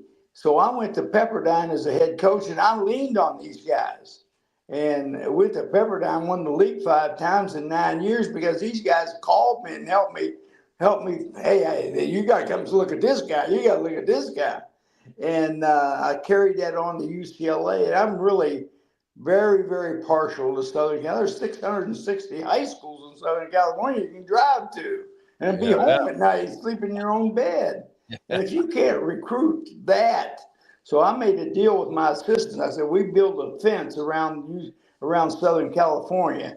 And I remember Lute Olson telling his assistants, don't go in Southern California anymore. You can't get the top guys. So I wanted to recruit the top guys in Southern California. And I look around today, and they've still got them right here. And I believe that's the key is keeping your guys at home. And you can't convince me that you can't. Guys don't want to go to UCLA and get their parents to walk in Poly Pavilion and watch the one they love the most play. Are you kidding me? That can't happen. I do believe that. Coach, I don't really care about the money because the money's going to come if you're good enough, son.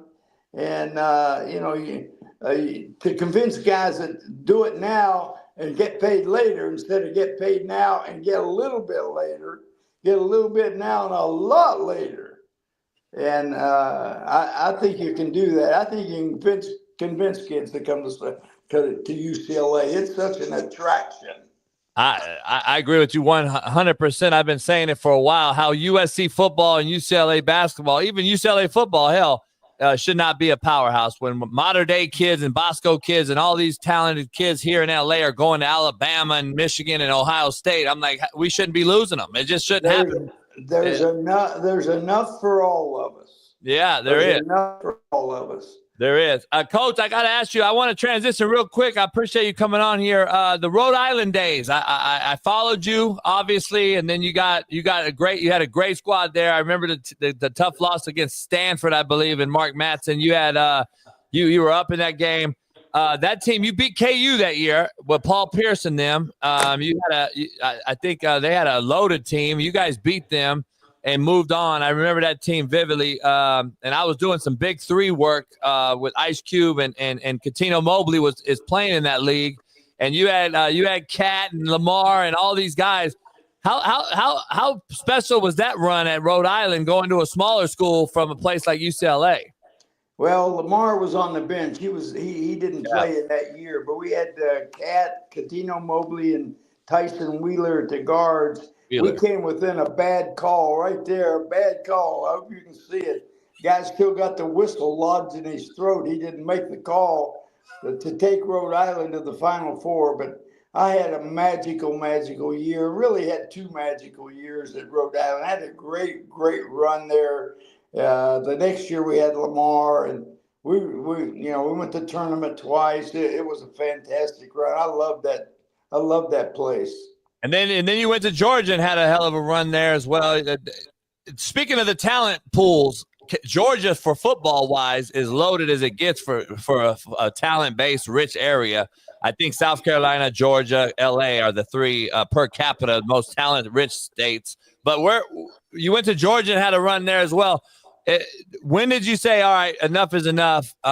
This is it for me as a coach? Because I know my coaching days are done now, but you had such a ridiculous run. When did you say enough's enough finally? What was the call?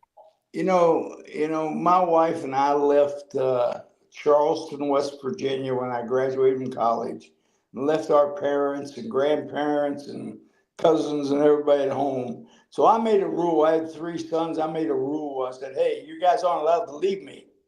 Get your job here in Southern California. You're born here, raised here. Now get your job here so we can all enjoy our life together. No doubt. And then I go to Rhode Island. And they just killed me, man. My sons killed me. And I went to Rhode Island and Georgia. We were gone 6 years, and now we're starting to have grandchildren. Well, Mama says, hey, she came up to me one time. She said, hey, I want to go home and see my grandchildren. And, I was 65 and I had a great run, just an absolutely marvelous run of 40 years in coaching. And I went home, and Kiki Vandaway, who his dad was my pediatrician for my children, and he played. I was on the assistant coach at UCLA when he played, and he called me. He was the general manager of the Denver Nuggets. He called me and said, "Hey, you're not quitting. You're coming to work for me." So I went and scouted for him for 3 years, and then the NBA called and said, "Hey, help us set up the development league." So I went and you got to take a team. So I took the Bakersfield Jam team for a year and a half, but the travel was just, I said, hey, I went in and told my boss, I said, hey, it's Christmas, and I had to leave Christmas Day and go. I said, hey, I'm done. And he said, "What took you so long to travel in that league?" And I'd been traveling my whole life, so I just had a marvelous run. It was my journey in coaching is spectacular to me and very satisfying. I'm not frustrated. I enjoy my life. Got my granddaughter as a scholarship basketball player at Utah, and I've been watching her. And she's on today at 10:30 playing in the tournament down in South Carolina. I was supposed to go, but I went to the Kansas City and watched her at the Big 12 tournament, and I'm just, God, you get sick of traveling so much, and so I didn't want to go down there. But my journey in coaching has been absolutely spectacular. Coach, congrats on a great career, and I'm glad you're enjoying retirement. I guess I'm going to pose this question like this. A lot of your former friends and peers are still in the rat race. Second day of the NCAA tournament, if I said, Coach, I'll give you 2 teams that are still left, and me and Coach JB get the rest of the field, what 2 teams would you take and why? Florida and Auburn. I'll tell you why. The Southeastern Conference has 4 of the top 8 seeds. Mm-hmm. Now, they got Mississippi State, Georgia. They have 14 teams in the tournament. Now, every night when you go out to play in the Southeastern Conference, you better tie your shoes on tight, pal, because you got a battle. And when you play night after night after night after night in a battle, well, that's like an NCAA tournament game. So I think the Southeastern Conference teams are well tested. Now, last week, the best team I saw was Florida. The week before that, the best team I saw was Tennessee. But all year long, Auburn has been the most consistent team all year long, starting in Maui when they just blew everybody off the charts. So I would favor Florida and Auburn. I think they have the best teams right now. Now, I don't know about Duke and Cooper Flagg, how much he comes back and everything. Yeah, put that down. Duke's just a 4-letter word. 4-letter word. I used to tell Krzyzewski that. I said, Mike, Duke's just a 4-letter word. Hey, Coach, I was the only black kid in America rooting for Duke versus UNLV. I promise you that. I've been a Duke fan. Tommy Amaker, Johnny Dawkins, Billy King. Way back when we played both. I played those guys when I was at Pepperdine. Boy, ooh, were they good. They even had Jay Billis on there. I tell Jay, you were I don't know how you got on the court, man. Hey, Coach, before I get you out of here, what is you? I had Coach Frank Martin on before you earlier this morning. We've had Coach Crimmins on this week, and Pat at Florida State. We've had some guys on since March Madness started, and we get to wrap it up with you, man. I can't thank you enough. I got to ask you real quick. What's your thought on the older guys, the Patinos at 70 and these guys hanging out with these young guys in this NIL transfer portal era holding their own? I'm going to tell you, Rick Pitino has got Madison Square Garden rocking, Coach. I'm talking about rocking. He is the king of New York, and I'm going to tell you, nobody is going to outbid Rick Pitino. He got Wall Street and guys up there, and he going after dudes. And when I say dude, he's old, but all he wants are old players too. Yeah. 5th and 6th year guys. That's how you win. Pick your teams with older guys in your draw in the NCAA tournament, because those are the guys that win. No doubt. Hey, Coach, last thing. UCLA, we know the John Wooden and what you walked into there, and I don't know. I think a lot of coaches now shy away from the pressure of a place like UCLA. I don't know. I don't want to live up to 11 championships and all this stuff. How did you live up to that John Wooden pressure that, you replaced Walt Hazard and you replaced all these guys that came before you, and then after you, they haven't been able to get it done since? How hard of a job is it, A? And then how different of a coach you have to be, B, to take that job? Well, I started coaching in '64, the first year John Wooden won his championship. And I watched that team. I said, oh, my, I want my teams to play like that. So I bought his book, went to every clinic, went to every practice. I studied him. Like I got a PhD in John Wooden. No doubt. And everything I do offensively is John Wooden. Everything I do defensively is Pete Newell. And that's the only two guys I've followed, and it's just worked for me. He went 28 years and it perfected a system. I thank the Lord every day for what I call the John Wooden system of basketball. Not the only way to play, just the best. And I did that and followed it, and I was his assistant. Gary Cunningham, who was his assistant for 10 years, I was his assistant at UCLA. And I really learned the system, and it worked for me. And it was really, really, really good. And I embraced John Wooden. I knew him. I was a director of the John Wooden basketball camps for 4 years. So we were great friends. So I embraced Coach. He'd come to every game, but he wouldn't come to practice because he thought he'd steal my thunder. But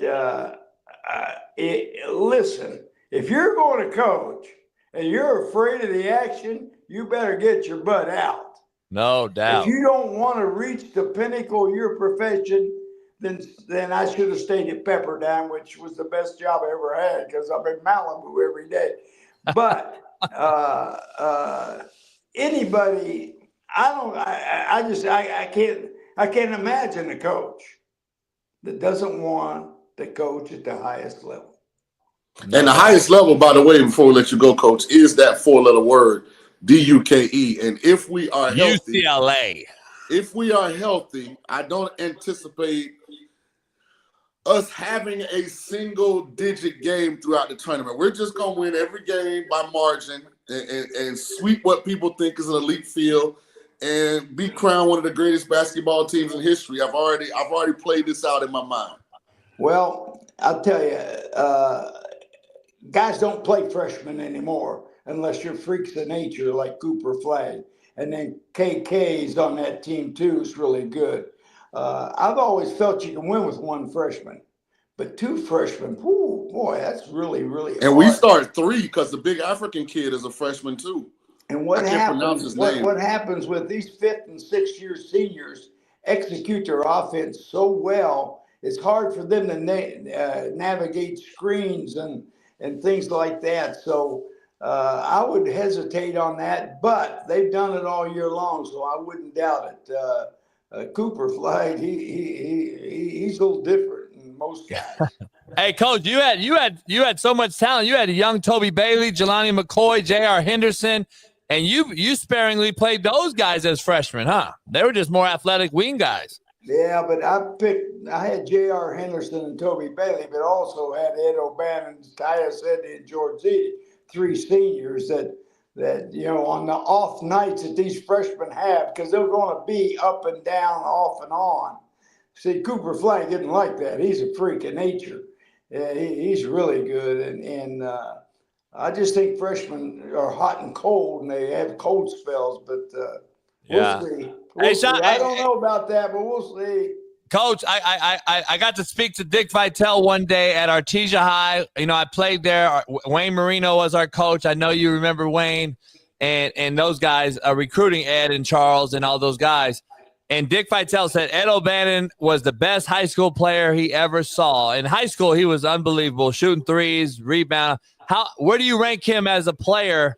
And you had 2 great lefties, obviously, more than that. But L.O. and Ed, how high does Ed rank as far as one of your best players ever coached? Well, he's tied for second with a few other guys, but Lamar Odom's the best guy I ever coached. Coach, he was really good. Really good. He was kind of a genius. He could see plays happen in front of him.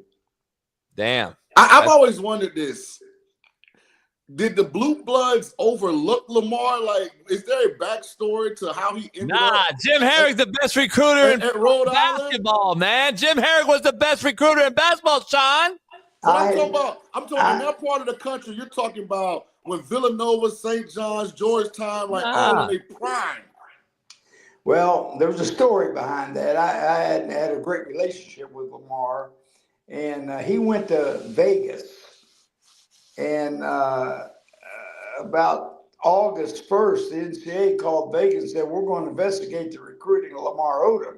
Well, they had just been through 10 years of messing with the NCAA. So anyway, it had anything to do with the NCAA. So they announced that he wasn't admitted. And maybe I was the one coach he knew real well. So I get Lamar Odom on his phone call, not mine. I didn't spend 10 cents recruiting him. Where you spend all kinds of money recruiting other guys. He called me because it was August 1st. He didn't have anywhere to go. And luckily, Rhode Island admitted him. And I think we laid a great foundation for his future. He made over $100 million in NBA. So he got to get on his knees every day and thank Rhode Island for that. No doubt, Coach. Man, it's been some great stuff, man. I can't thank you enough, Coach. You're a legend. Great stuff, Coach. And I wish you the best, you and the family and everybody, man. Enjoy the tournament. And you're a legend, man. Always will be held in UCLA lore, man. And appreciate you coming on here, man. I have to get you on again. Well, you made me 3 minutes late for my tea time. But they'll wait on me.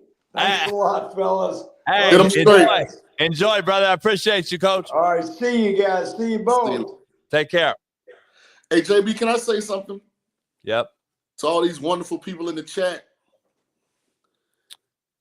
When I hold this up, and it's men's college basketball, this is family. It is we. It is us. Been a Duke fan since the mid-'80s. Still a Duke fan. Always will be a Duke fan. Duke! Only black kid in America room for Duke versus UNLV. I collected so many quarters when we beat them bums. Then ran it back and beat the Fab Five. Grant Hill and that terrible haircut. But to those in the chat, I went to Tulane as an undergrad. I'm a diehard Tulane college football fan. I'm a lukewarm Tulane men's basketball fan. I am a diehard Duke men's basketball fan. I am from St. Petersburg, Florida. All of my professional teams, I'm hometown. Tampa Bay Lightning, Tampa Bay Rays, Tampa Bay Bucks, Orlando Magic are closer than the Miami Heat, so I'm a Magic fan. You remember when UNLV beat this dog shit out of you by like 50 and 90? They cheated. That's what got them on probation. You remember when you guys still trail UCLA by like 7 titles? That ain't fair, though, man. That ain't fair. It ain't even close. UCLA's the best. Oh, they legit. No, let me add. UCLA, I think, I'm pretty positive on this. They hold the most national titles of all sports combined, and they still yet to win a football one. That's crazy, Shaun. Let that sink in, dog. Say that one more time. They hold the most natties combined of any institution in America of combined sports. Total national titles. UCLA has the most. Not one football natty. That's crazy. That just kind of shits on Duke, don't it? Yeah, so here's how I look at that. They should hire me and you. I agree. We can fix UCLA. I can fix them right now. Yeah, we can fix UCLA. I don't think people understand it, dog. Hey, listen, it's a true story. We're in the show. Appreciate you joining us for the being a co-host. We'll see you Monday. I need you Monday as well. Smitty's not here Monday either. But here's the thing. We got a loaded lineup next week as well. We'll be in the thick of this March Madness thing, and we'll start getting into brass tacks here as we get into the Sweet 16 and 32. But I got to say this.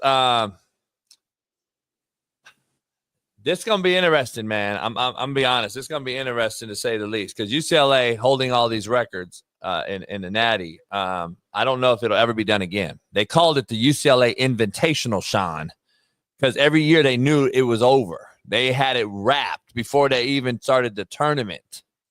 They had signs up, Shaun. The UCLA, welcome to the UCLA Invitational. That's how it was a wrap. They're not doing that with Duke. Hey, listen, man. Anytime the majority of your championships are pre-color television, we got to keep it in context. Like a lot of those titles were, They were still wearing Chuck Taylors as like a basketball shoe. Like, hey, but you still don't have a Kareem. You still don't have a Walton. I'm just saying, Duke's success is post "Come Fly with Me," Michael Jordan. So think it's much more modern success. You know what's even crazier? The UCLA talent that still in the league, actually, but has been in the league from like 2000 till now. Do you know how much talent UCLA's put into the NBA? And they didn't even win. They haven't won since Coach Harrick won last in 95. From Westbrook to Love to look at all the talent they have in the league. Unbelievable. UCLA still put more guys in the league. UCLA probably has the best collection of light-skinned basketball players in history of any college. I'll give you that. Yeah. They definitely got a look. Toby Bailey, Lonzo Ball. And then you keep going on and on. They got a look. Even Westbrook's light-skinned. Yeah, remember they had Jaquez. Yeah, but back in the day they was recruiting heavy LA, and they had remember the little light skinned guard, what was his name? Remember he played with Afalo. Afalo was from Compton Centennial, but the other guard with Afalo was the little light skinned cat with the good hair. Damn, he was nice too. I can see him too. I can see him. A better question: who's the best dark-skinned UCLA basketball player in history? And O'Bannons aren't really dark-skinned. I don't even know if they've had a dark-skinned basketball player that was good. Jamal Wilkes. Damn. I mean, what's that? I don't even know if I was born when Wilkes was at UCLA. That's just how many people UCLA has, dog. That's how much talent. They've had really good players, but they've all been of the lighter skin tone. Drew Holiday, Darren Collison, dark. Yeah. So that's 2 out of what? 50 years? Baron Davis. They got so many dudes, I can't even remember them all. Whatever. Oh, shit. We know all the white boys from Duke.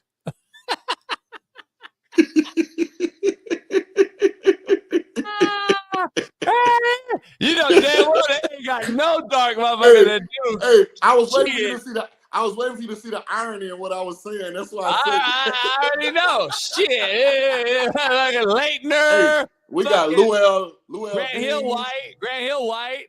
Chris Duhon. All them motherfuckers. Duhon. Shit. You got all the fucking Hurley. What's the GM of the Sixers? Elton Brand. I'm a hoop historian.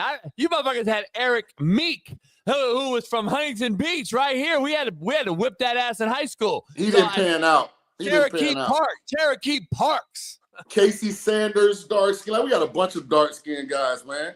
We colorblind at Duke. You had Luol Deng, motherfucker. Hey, I will say this. Being completely transparent, the one thing that worries me about this year's team, well, first of all, the pros. We're extremely tall. We're extremely deep when we're healthy. The problem is the problem is for the 10th year in a row, we don't have elite point guard play. We kind of do it by committee. But y'all never really translate. Guys. That's the great thing. Like it's a, what do you call it? A double-edged sword or whatever. Right.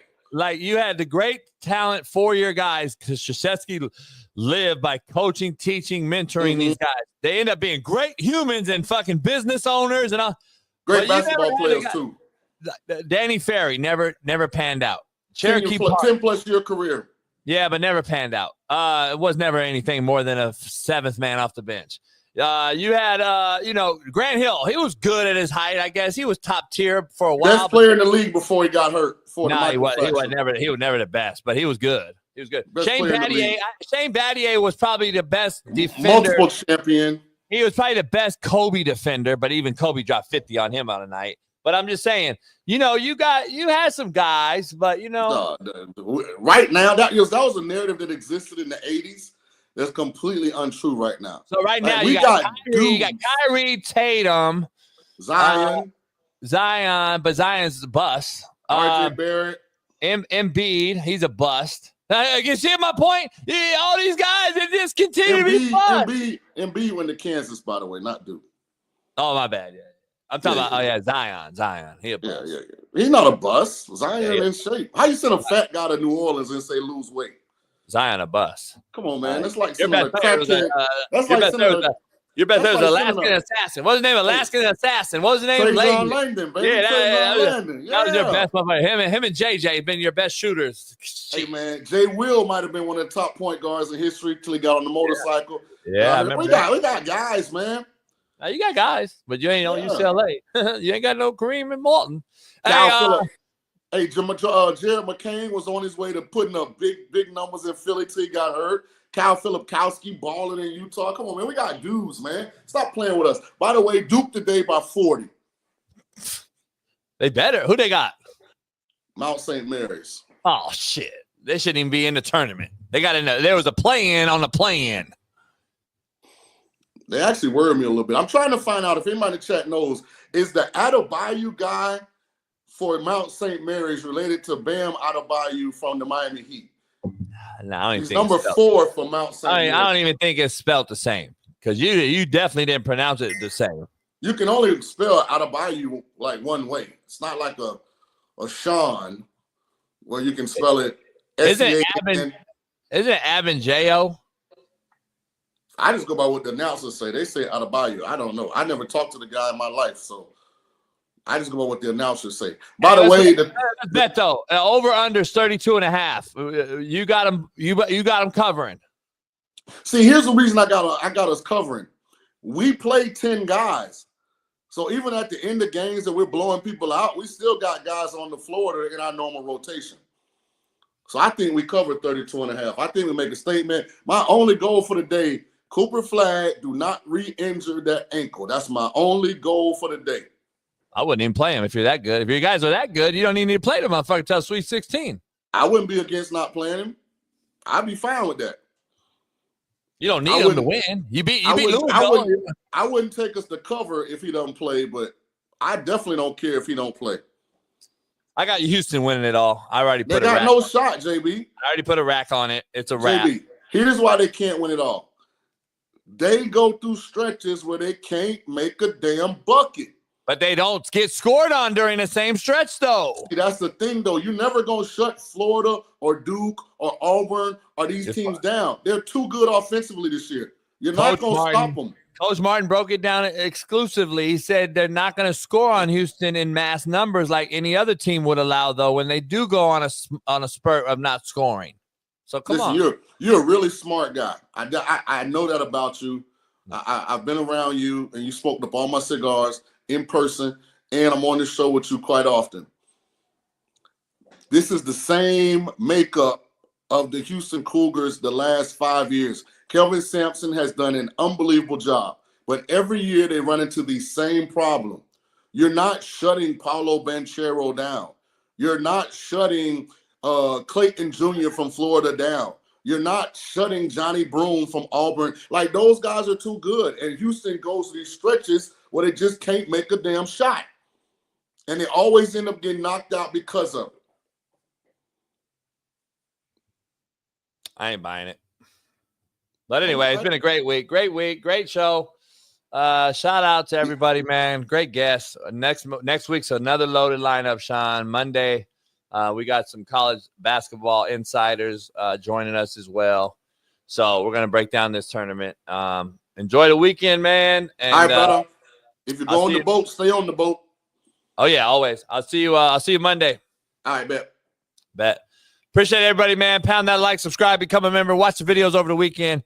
And I'll be on the yacht all weekend, man. And but remember, there's still one great show left this week, and it's called Unpaved with Shaun Salisbury and I in about 45 minutes on Rumble. Unpaved. Go on over there and get some real talk banter between Shaun and I. It's an hour-long show, and it is fire. So head on over there right after this, and see you on Monday. Appreciate you guys.